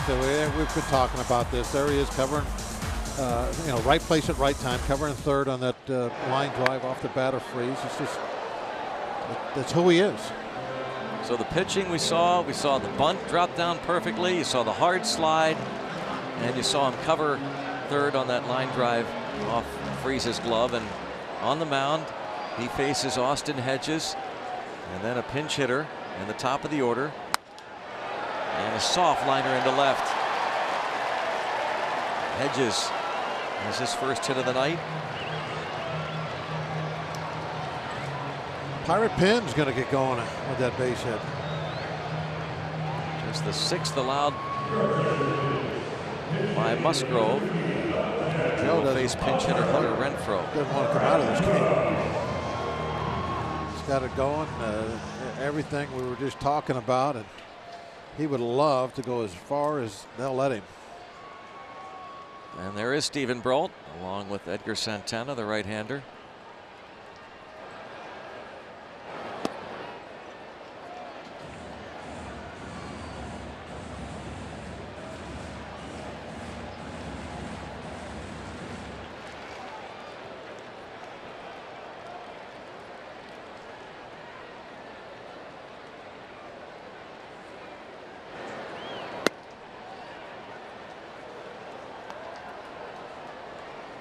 Renfroe bats for Makita.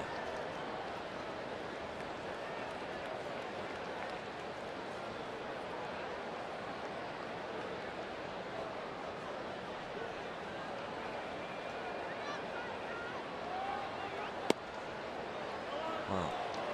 A couple of breaking balls that really fool Renfroe. Musgrove out in front of the pinch hitter, 1-2. Musgrove throws a lot of breaking balls to that side of the plate with right-handers, where they start quite a ways in and they'll give up on him.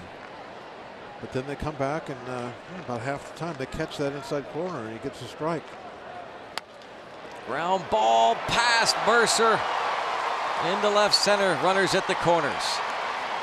Just a couple of feet.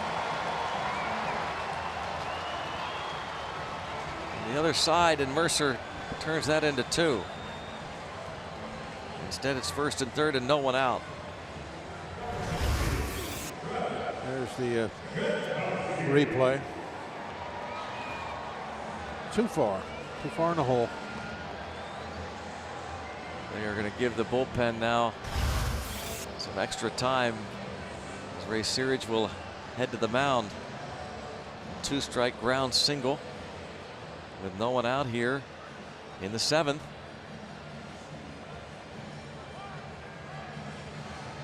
MLB at Bat, your #1 Pirates app. Customize your experience to catch every moment this season. Get Pirates home screen icons and features like the MLB.TV Game of the Day, pitch tracking, in-game highlights, live radio broadcasts, stats, news, and more. Download MLB at Bat today. He faces the lefty hitter Jankowski with the lefty Brault and the righty Santana about ready. Yeah, I'm sure they're both ready now. That was a nice long walk out to the mound, talked a while, long walk back in. Depending on what happens here with Jankowski, they can make a move if they feel like it.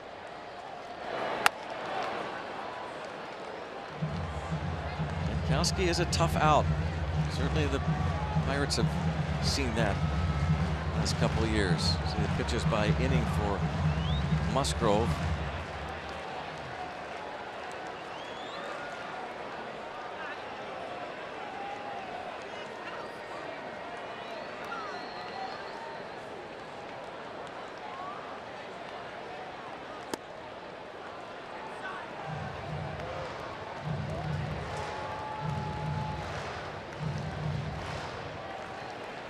Two 1-2-3 innings for him.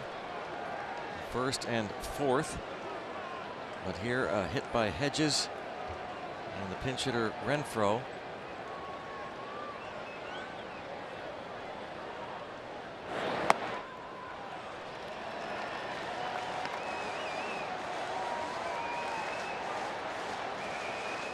He's gotten Jankowski to ground out, but he's also walked him.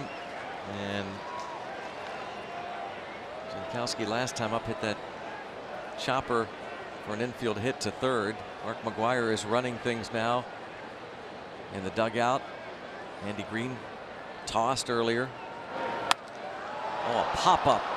Couldn't be better. Shortstop. Mercer.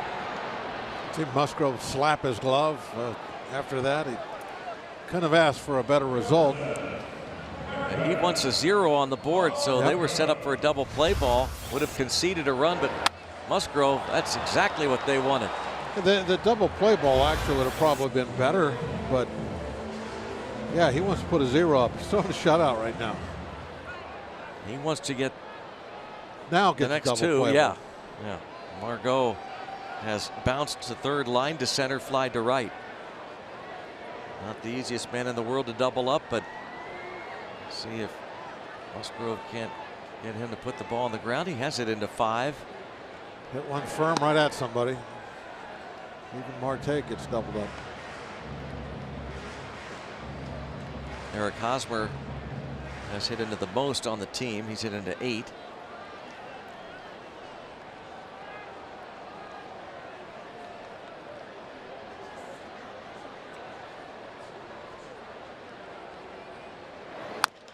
Bounce to third. There's one. There's two. Double play. Joe Musgrove does it. Keeps the shutout going. Big Joe back in San Diego. The pop-up and the double play. Dad and family loving it.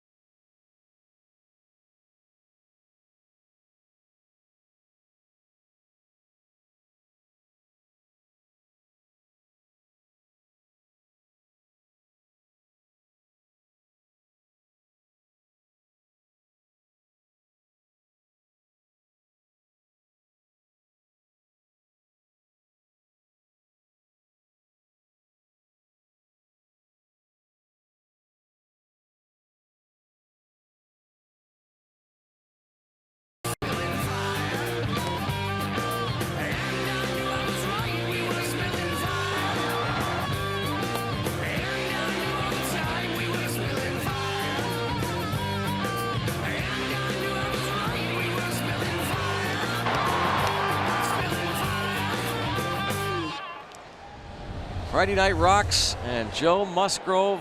What a performance. Been spilling fire, hasn't he? Yes. Sure has. I love the enthusiasm he has. He's got a big lead, but you know, he's at home. He wants to put those zeros up. Got the pop fly, gets the ground ball. They turn it for him with the fast guy. I mean, he's cruising. He's loving it. Oh. Robert Stock, a new pitcher.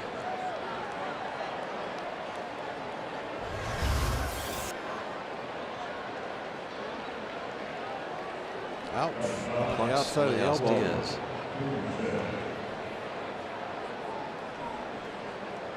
He was putting his arm there to try and guard his rib cage, but then it hit off his elbow, and not sure what would hurt more, that or the ribs.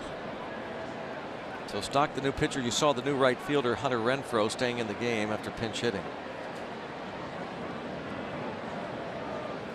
And the eighth, Stock, the rookie. Just a couple of games so far in this season.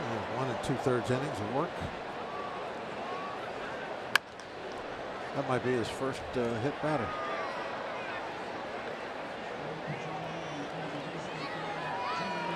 Joe Musgrove. Gonna get a chance to continue this masterpiece thanks to his Houdini act.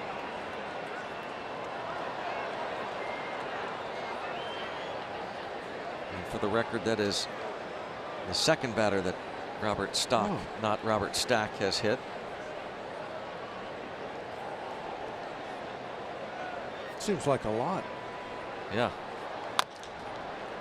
And a chopper. We'll get the out at first. Dickerson is 0 for 4. Brings up Gregory Polanco, and we check out the Nissan road ahead. Next two games. Trevor Williams, another San Diego native, pitches tomorrow night for the Pirates against lefty Joey Lucchesi. And then on Sunday afternoon, Jameson Taillon opposes Tyson Ross. Nissan road ahead. There's Trevor. face the rookie Lucchese tomorrow.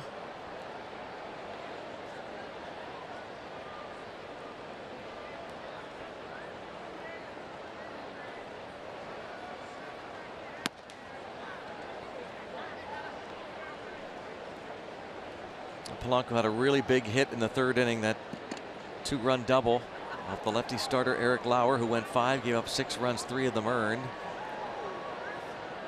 Shaky defense on the part of the Padres. There's a pass ball charged to Hedges in the first. 2 errors in the third. Polanco had a bunt single in the second. It was impressive because they had that overshift on, and he just squared, dropped down the bunt. They gave him the hit. He took it.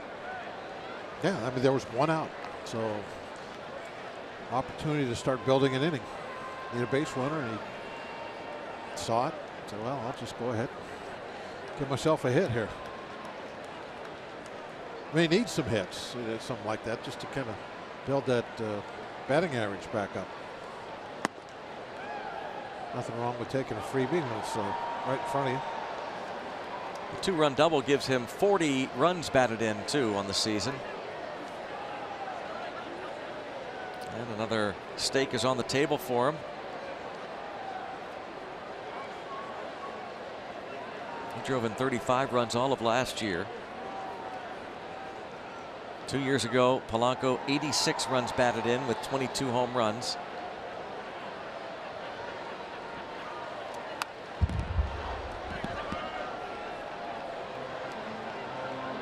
Stock rushing it up there at 98. Full count. Jordy Mercer homered in the 4th inning. Colin Moran possibly going to get a pinch hit chance here.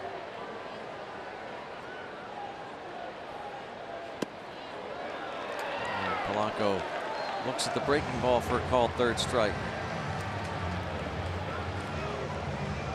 1 week from tonight, the Pirates are back home. Long homestand before the All-Star break. Friday, July 6th, the Phillies in town. Jameson Taillon starting lineup figurine. First 20,000 fans will receive one thanks to 84 Lumber. Go to Pirates.com for tickets. And don't forget about the pregame happy hour with Miller Lite starting at 5:30 in the Crow's Nest inside PNC Park next Friday night.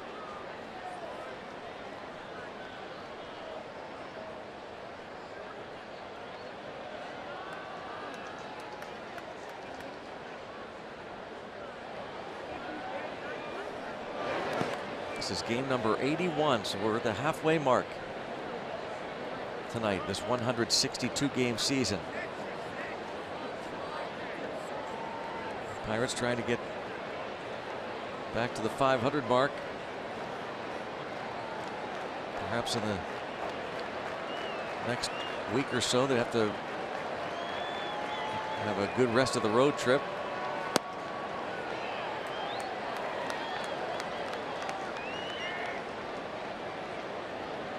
Win tonight gets them to 39 and 42.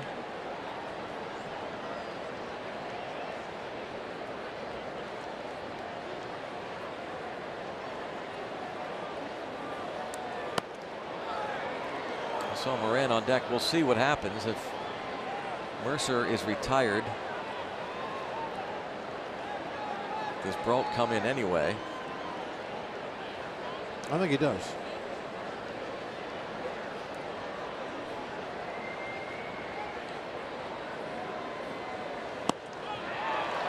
Well, we're going to find out. Pirates leading at 6-0.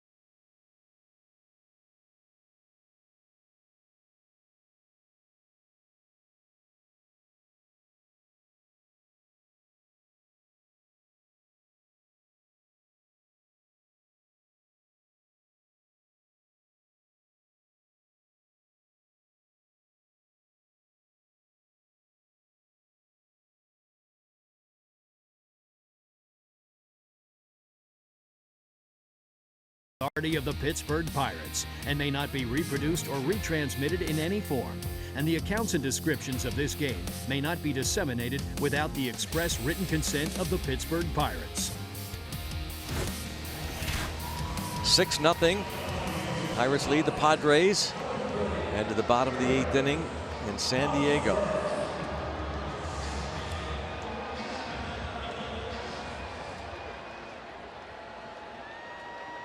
Tonight's Barrel Automotive League leader stat, Pirates bullpen.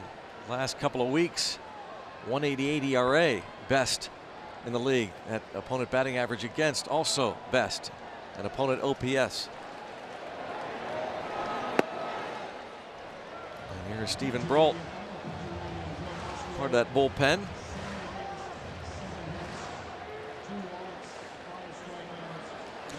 You know, that opponent batting average at 209 is lower than Brault's batting average. That's See impressive. that very often. No.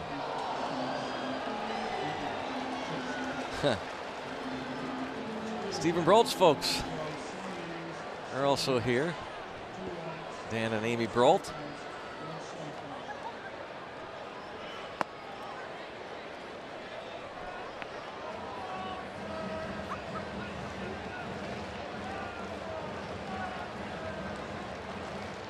Hosmer 2 for 3 against Musgrove, who goes 7 innings. No runs, 7 hits. And Mercer, an impossible play. Made it fairly close. Third hit for Hosmer. Let's go downstairs to Robbie. Well, guys, you saw Stephen Brault pitching in front of Mom and Dad, and before we left for San Diego from New York, he discussed his excitement on pitching here in San Diego, his hometown. It's super exciting, you know, like last year, you know, I got optioned right the day before I went to San Diego. Super bummer, obviously, but that's just kind of the business. You know, that's how it works. So I didn't get to pitch there last year, and I did miss out on that. You know, my family had some you know, good amount of tickets and stuff like that. So you know darn well this is pretty exciting for Stephen and for Dan and Amy. And how about this? Tomorrow night, his father bought a whole row of tickets. So you know where he bought them? Behind the visiting bullpen. So maybe we'll get a chance to chat with him tomorrow as he watches his son sit in the bullpen for hopefully a long time. That means the starter went a while. And also talk about maybe tonight's appearance, which hopefully is a good one for Stephen, Greg.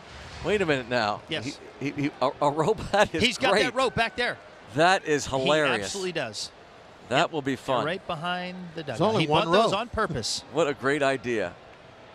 That's a great family. Yeah, and likewise with the Musgroves, man, they did it right with those two. And a base hit puts runners at first and second. Hosmer, the infield single. Myers with his second hit.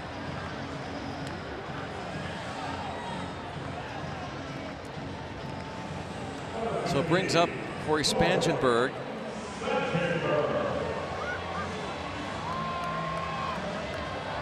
Myers singles to center, and here comes Ray Searage. Well, the bullpen's going again. So this is Ray, like he did before, trying to just slow things down and give the bullpen time to say they're ready. Kyle Crick is up. Doesn't really take all that long for a bullpen guy to get ready. Just really, but especially with this time of the summer when it's warm, you're talking a dozen pitchers or so, and then you know that once you get in, you're going to get even more pitches in the middle of the diamond. So here we see, Bob, two guys making appearances in their hometown, and we didn't get a chance to show your line, your debut at Dodger Stadium. Look at this. So you did enjoy going back home. Yeah, look at that. 1980 as a rookie. Walk 3. What's up with that? Look at that. 7-1. Three's good for me. You know who you beat that night, by the way? In 1980? That's a trivia question. I have for no you. idea. I didn't. Okay, think Dodgers 1980. Jerry Royce. Yes! You beat Jerry Royce. I could only think of one guy off the top of my head real quick. Could have been Fernando, right? No, he wasn't there then. He wasn't there in 80? No, Really? well, in September he might have been. Yeah. He was a September call-up in 80. Okay. That's when Fernando Mania was just his early stages, but it was Bob Walk Mania. Oh, yeah. September of 1980 in front of family and friends as a rookie to beat the Dodgers. I was thinking about my father. I'm sure that night was sitting in the stands watching the game, but it wasn't too long where my brother told me that when I pitched Dodger Stadium, he would go behind those, those big concrete pillars back there. He would go stand behind one of those while we were in the field because he couldn't watch. He would only come out and sit in the seat when we were hitting. Your dad? Yeah, he was so nervous. And then, this is not going well for Brault right now. Eventually, he wouldn't even come to the games. He would stay home and he was that nervous. Just listen to it on the radio. Listen to Vin call the action. How about that? But that's just how some dads are. Yeah. They get. So I was like that watching my kids play Little League and stuff. Nervous wreck. I was way more nervous watching them play than I was ever playing myself.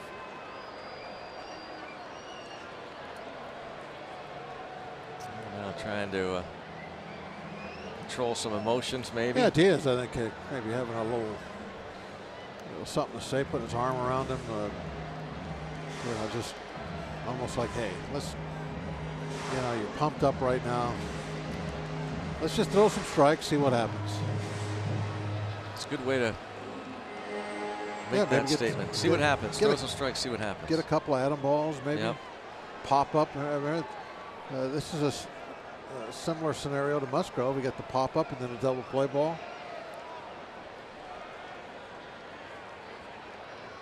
Wild pitch. This has been the part of Brault's problems this year. It's not giving up hits. I mean, he doesn't give up very many hits, but he's been just too darn wild.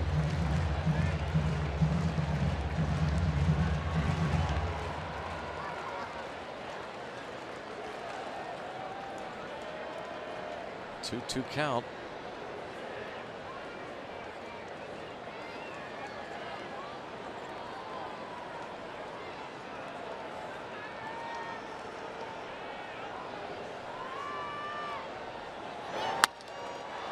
Headed up the middle. Nice play made by Mercer. Nicely done to get the out. Run will score, and the Padres are on the board. That was close. Padres are saying no, go ahead, keep playing. So here you are. Throw it over the plate, let's see what happens. You get a ground out. That is going to be it for Brault. One out in the eighth. Hosmer scoring on the ground out by Spangenberg. So Stephen Brault faces three hitters, and Kyle Crick will be coming on.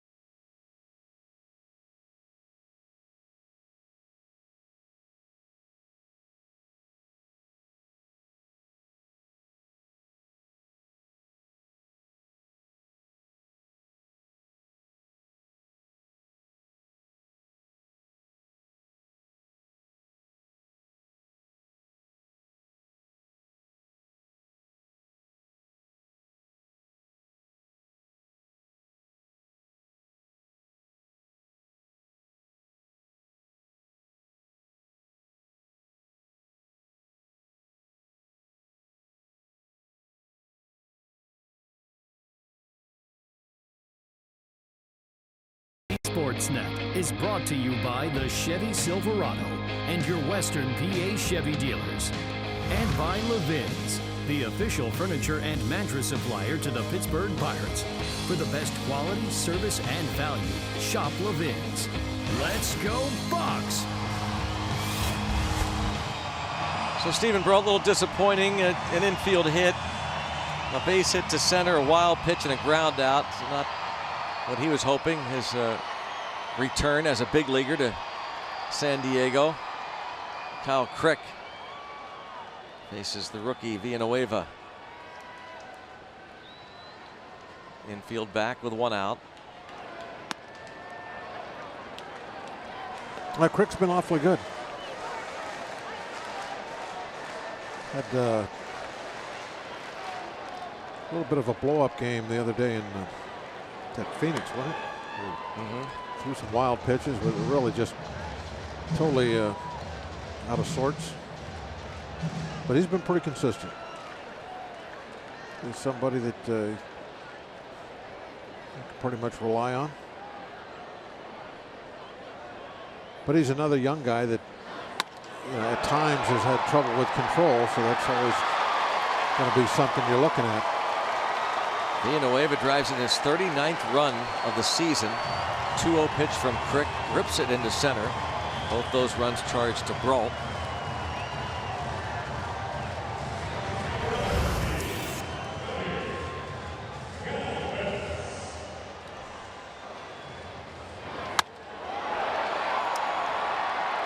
Liner that just wouldn't carry. Marte looked like he read it pretty good, but couldn't get there in time.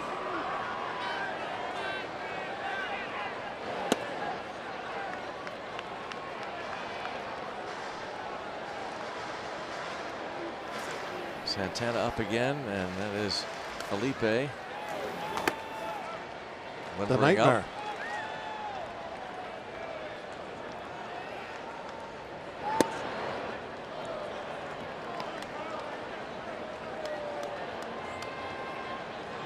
Galvis a walk, a fly out, a strikeout against Musgrove, who went 7.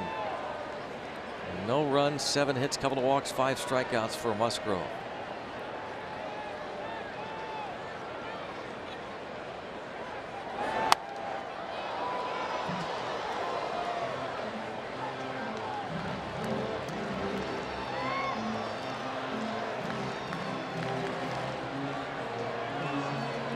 Steele getting loose in the Padre pen.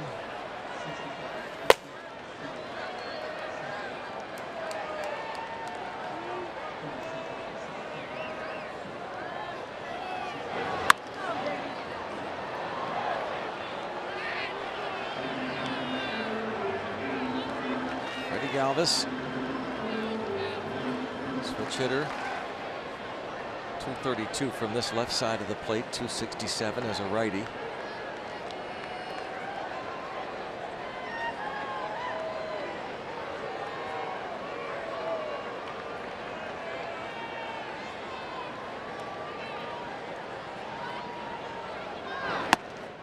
Padres have lost 8 of their last 10 ball games. 36 and 47. Mark McGuire, in case you missed it, is now the acting manager. Andy Green was ejected back in the 4th inning.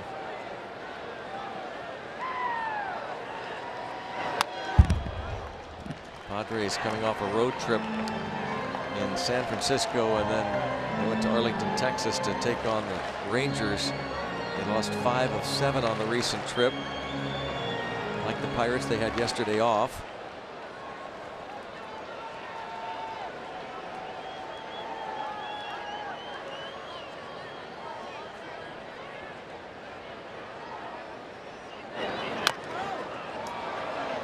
Ball fouled off.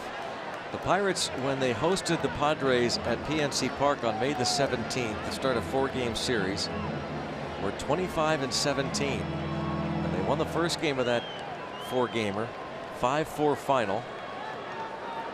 And then the Padres won the next 3. And really, that was the series that started kind of a downward spiral for this Pirates team. Trying to recover pretty much ever since. Crick throws it past Galvis. This hopefully will be the series that Begins the upward spiral. Following the spiral staircase up. Yeah, played pretty good in New York. Had that nice win on getaway day. Last minute heroics. Well, there is no such thing in baseball as momentum. But there is such a thing as confidence. You get a couple of wins going, you get a couple of hitters, key guys hitting, get their confidence going. Like Polanco right now. I mean, that's getting him going, getting him confident is way better than any kind of mojo, fake momentum stuff. I mean, having him up there as a quality hitter that's going to be driving the balls in the gaps over the fence, knocking in runs. That's what's going to get us going and getting in a win streak, along with pitching and doing little things on defense like we have tonight. That's what's going to do it. Running the bases the right way.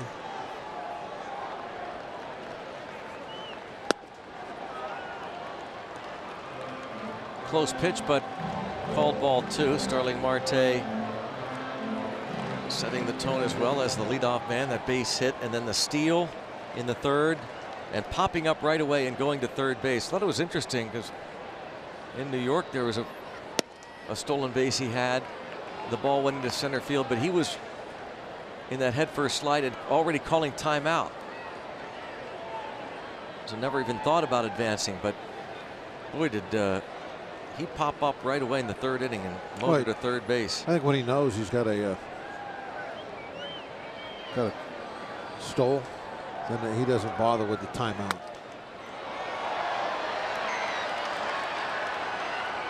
He doesn't have to worry about going in late, trying to stay on the bag and all that kind of stuff. Head first, reaching back with his foot. When he thinks it's going to be close, that's kind of what he does. But my guess is when he knows he's got the bag, he's going to put himself in a position to move on if he can. Well, that was critical play.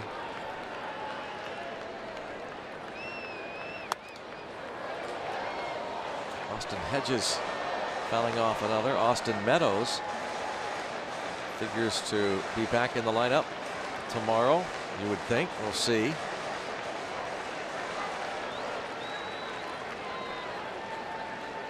Meadows did start on Wednesday. It was Marte who had the day off in New York. Popped up Dickerson. So Crick comes on to get the last couple of outs after giving up the hit to Villanueva.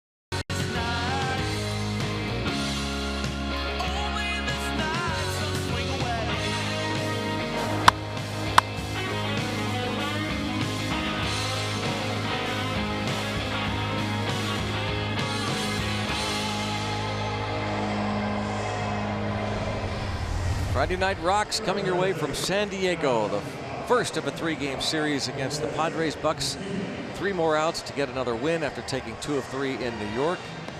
There's the visiting radio booth here in San Diego. And of course, Joe Block and John Wayne are on the radio side. That is Bill Lippis working as the engineer. And we came into this ballpark with heavy hearts because last week, an institution in the radio business here in San Diego, and one of our favorite engineers, we've known him for decades, Dick Warren. 25 years. I don't think passed away suddenly. I don't think you and I have ever done a game on radio or he wasn't sitting behind us.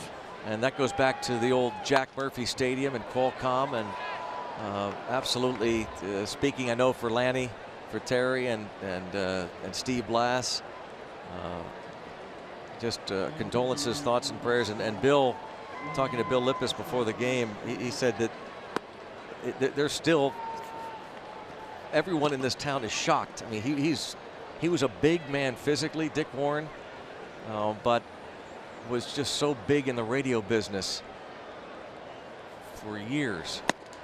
Yeah, I definitely, when I heard that news, you don't know, what to say. It's like, one of your, a friend that you've known for 25 years, and it's, was it sudden like that? Such a pro. I mean, you just could count on Dick Warren. And we would kind of laugh with Dick because he'd have the big 55 gallon jug of Coke in there, and he'd just settle in, and boy, he would. He was a count on. You could count on him being a real pro. Yeah, that's what I was going to say. He's really a professional and knew his job and did it extremely well. We will miss him. Jose Osuna, the pinch hit double. Triple. And he's going to almost trip around second and head to third. Oh, I don't know. He might with a triple. They're going to look at it. He might have come off the bag. He came off the bag and then reached back with his hand. Now, I don't know if the tag was left on him the whole time. Did Villanueva ever take the glove off of him?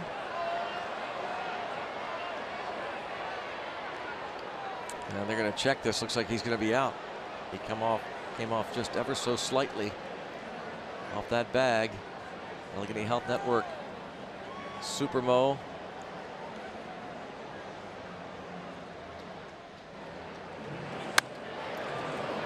It looked as though there's a little hesitation and almost a trip around second by Osuna, the pinch hitter.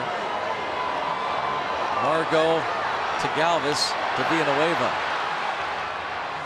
He definitely was in there in plenty of time, obviously. Nice hard late slide, but his body just comes off the bag, and before he can get his left hand on there. That was a great look on that run around second. He looked down at the bag and just a little, not necessarily a hesitation, but a stutter step.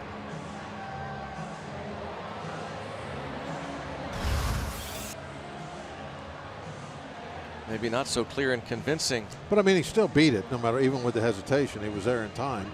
It just, he came off. He is out.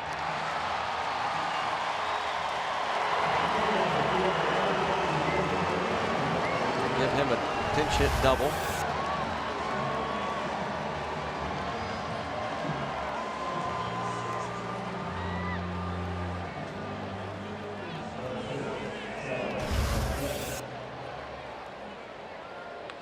So Pirates have 2 players tonight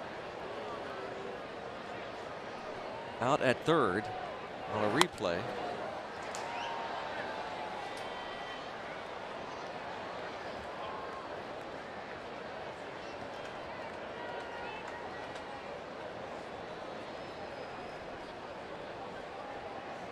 Marte 1 for 4. And toward right, Renfroe. 2 outs.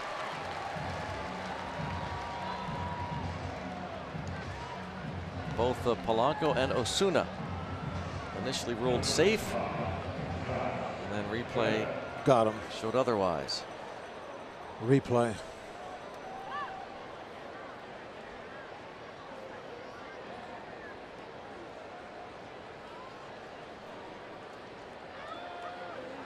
You know, with Polanco, he didn't get to the bag in time before he got tagged, but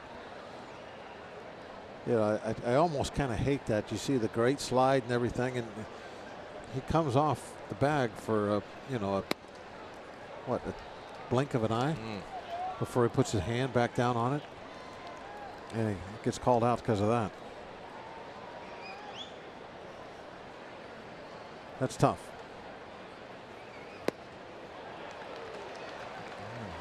Jose Castillo.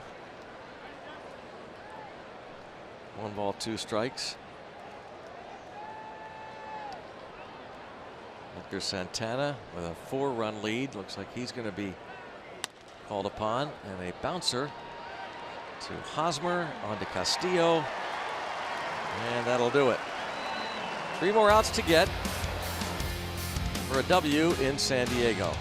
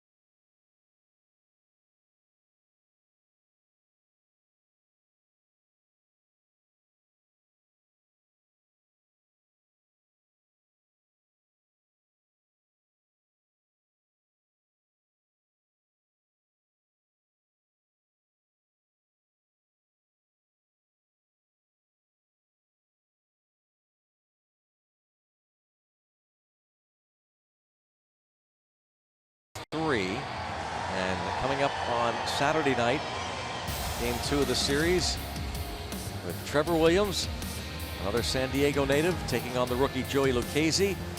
9:30 with Pirates pregame. It's presented by WB Mason on Saturday night. Tough act to follow for Trevor Williams, but he will certainly do his best as Joe Musgrove went 7 shutout innings. Now Edgar Santana, the 4th pitcher to work tonight for Pittsburgh. He will try and finish this baby off. Got a 4-run lead to deal with. And hopefully not have to use the closer. Give him another day off, but he's ready. First sign of trouble. Yeah, he's been throwing the whole time Santana was getting loose. He's been throwing in the bullpens.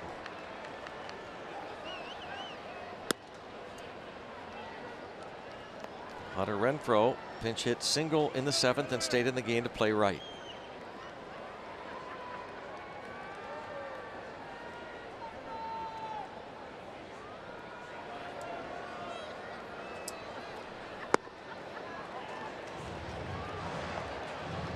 Falls behind him 2-0.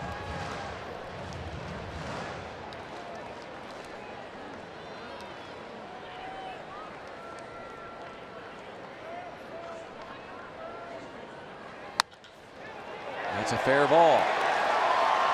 Into the corner it goes. And it settles right there.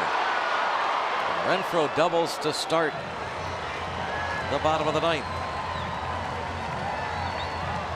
Now down by 4 runs, doesn't really matter about double or anything like that, but getting on second base does take the possibility of a double play away.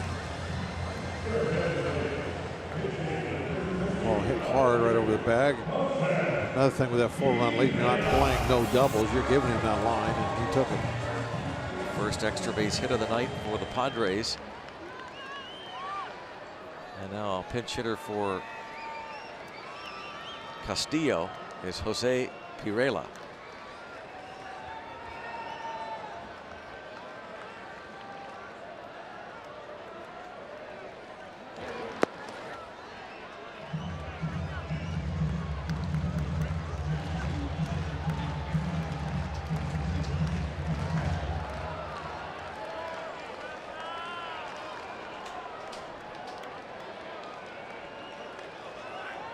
Edgar Santana worked the 7th inning on Tuesday night and gave up a home run to Michael Conforto.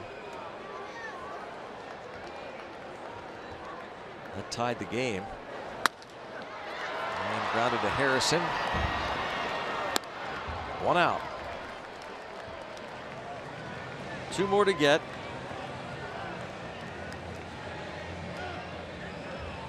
Santana knows that he has to get outs, otherwise it becomes a save situation and he'll be out of there.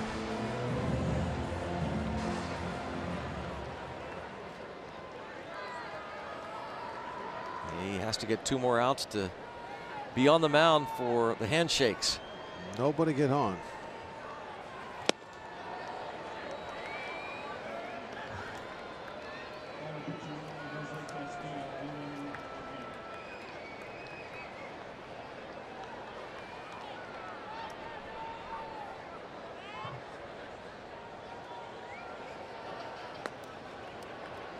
Joe Musgrove was able to go 7 shutout innings thanks to the work he did getting out of that jam in the 7th. They had runners at 1st and 3rd. He got Jankowski to pop up, and then he got Margot to hit into an inning-ending double play. Finish up his night.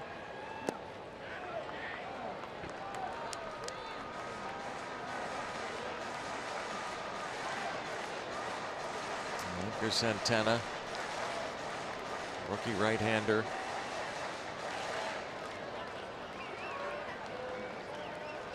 Last 12 outings, he has given up 8 runs in 12 innings.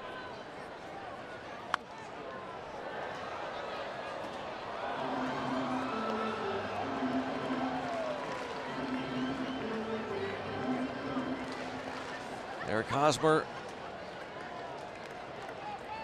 big hitter on deck.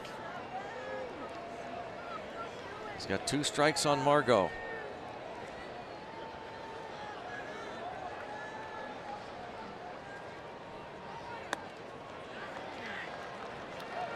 But now it's 3-2. One more pitch out of the zone, and we're going to see the Pirates closer. Renfroe really doesn't mean much. What matters now is getting outs.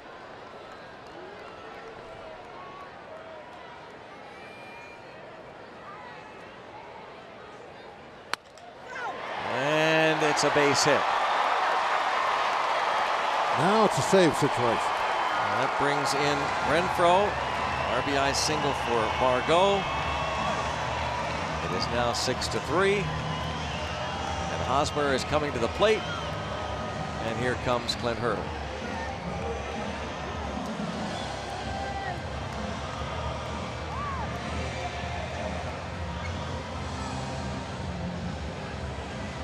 He will go to his closer. Didn't want to, but 6-3, got to bring him in.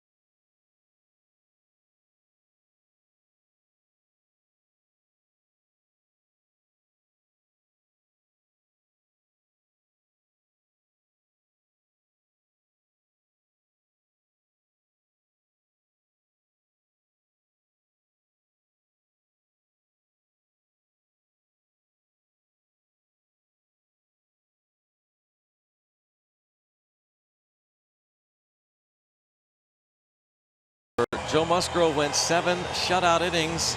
Stephen Brault got just 1 out in the 8th, gave up 2 runs. And now Edgar Santana gives up a run, responsible for the man at first. Got 1 out, so 2 more outs to get for Felipe. Now the Nightmare has been pitching well of late. He should convert this save. 3-run lead and only has 2 outs to get. He picked up the win, pitching 2 scoreless on Wednesday night.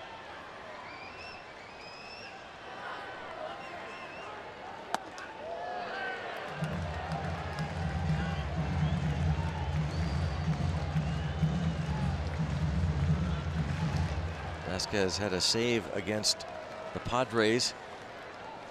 The first game of that series in mid-May at PNC Park.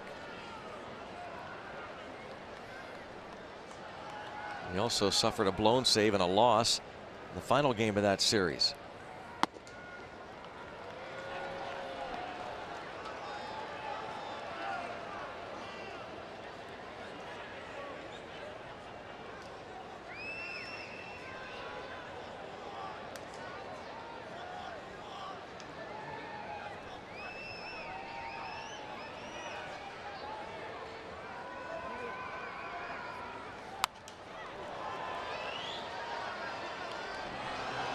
It's out in front, 1-2. Facing Hosmer. And Will Myers on deck. Myers was not, as we mentioned earlier, with the Padres. He was on the DL when San Diego was in Pittsburgh in May. Hosmer did not face Felipe in those 2 games in which he pitched.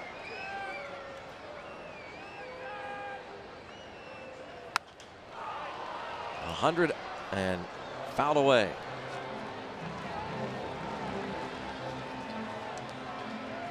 Certainly has the good fastball going his last few outings. Yeah, it seems like it really is back pretty much like it was last year, where he's going to hit 100, you know, maybe once or twice just about every time he goes out there. Feeling pretty good right now.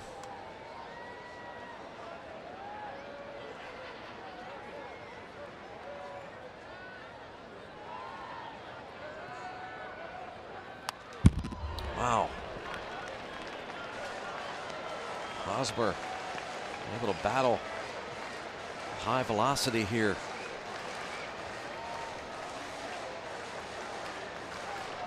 When's he going to throw in the slider? What do you think? Maybe a good time right now. Yeah, just make sure you get it away. Keep it down. That's what Elias Diaz is thinking.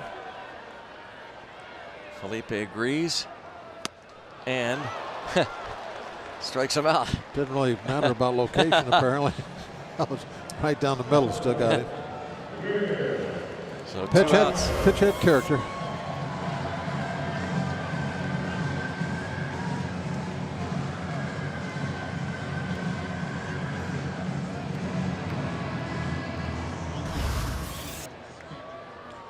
Guys always talk to himself a little bit after Vasquez strikes him out.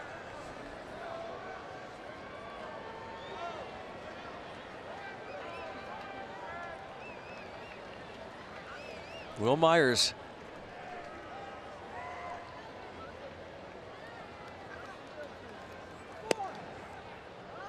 Strike 1 on Myers.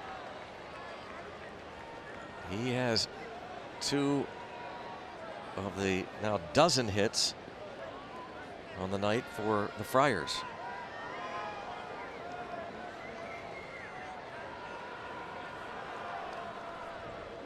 Felipe looking for his 16th save.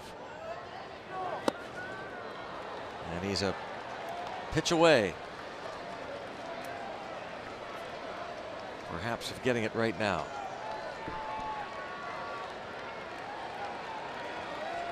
Trying to save it for Musgrove.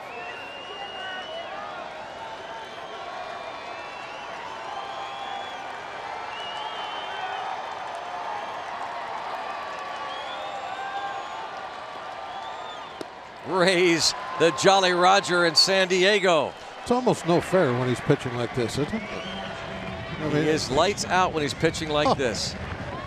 The fastball, the slider, and then finished him off with a changeup. Like he toys with them. That was pretty awesome. The whole game was awesome. A 6-3 final. Big Joe coming home and throwing up 7 shutout. And the offense scoring often and doing it early. Let Joe kind of cruise.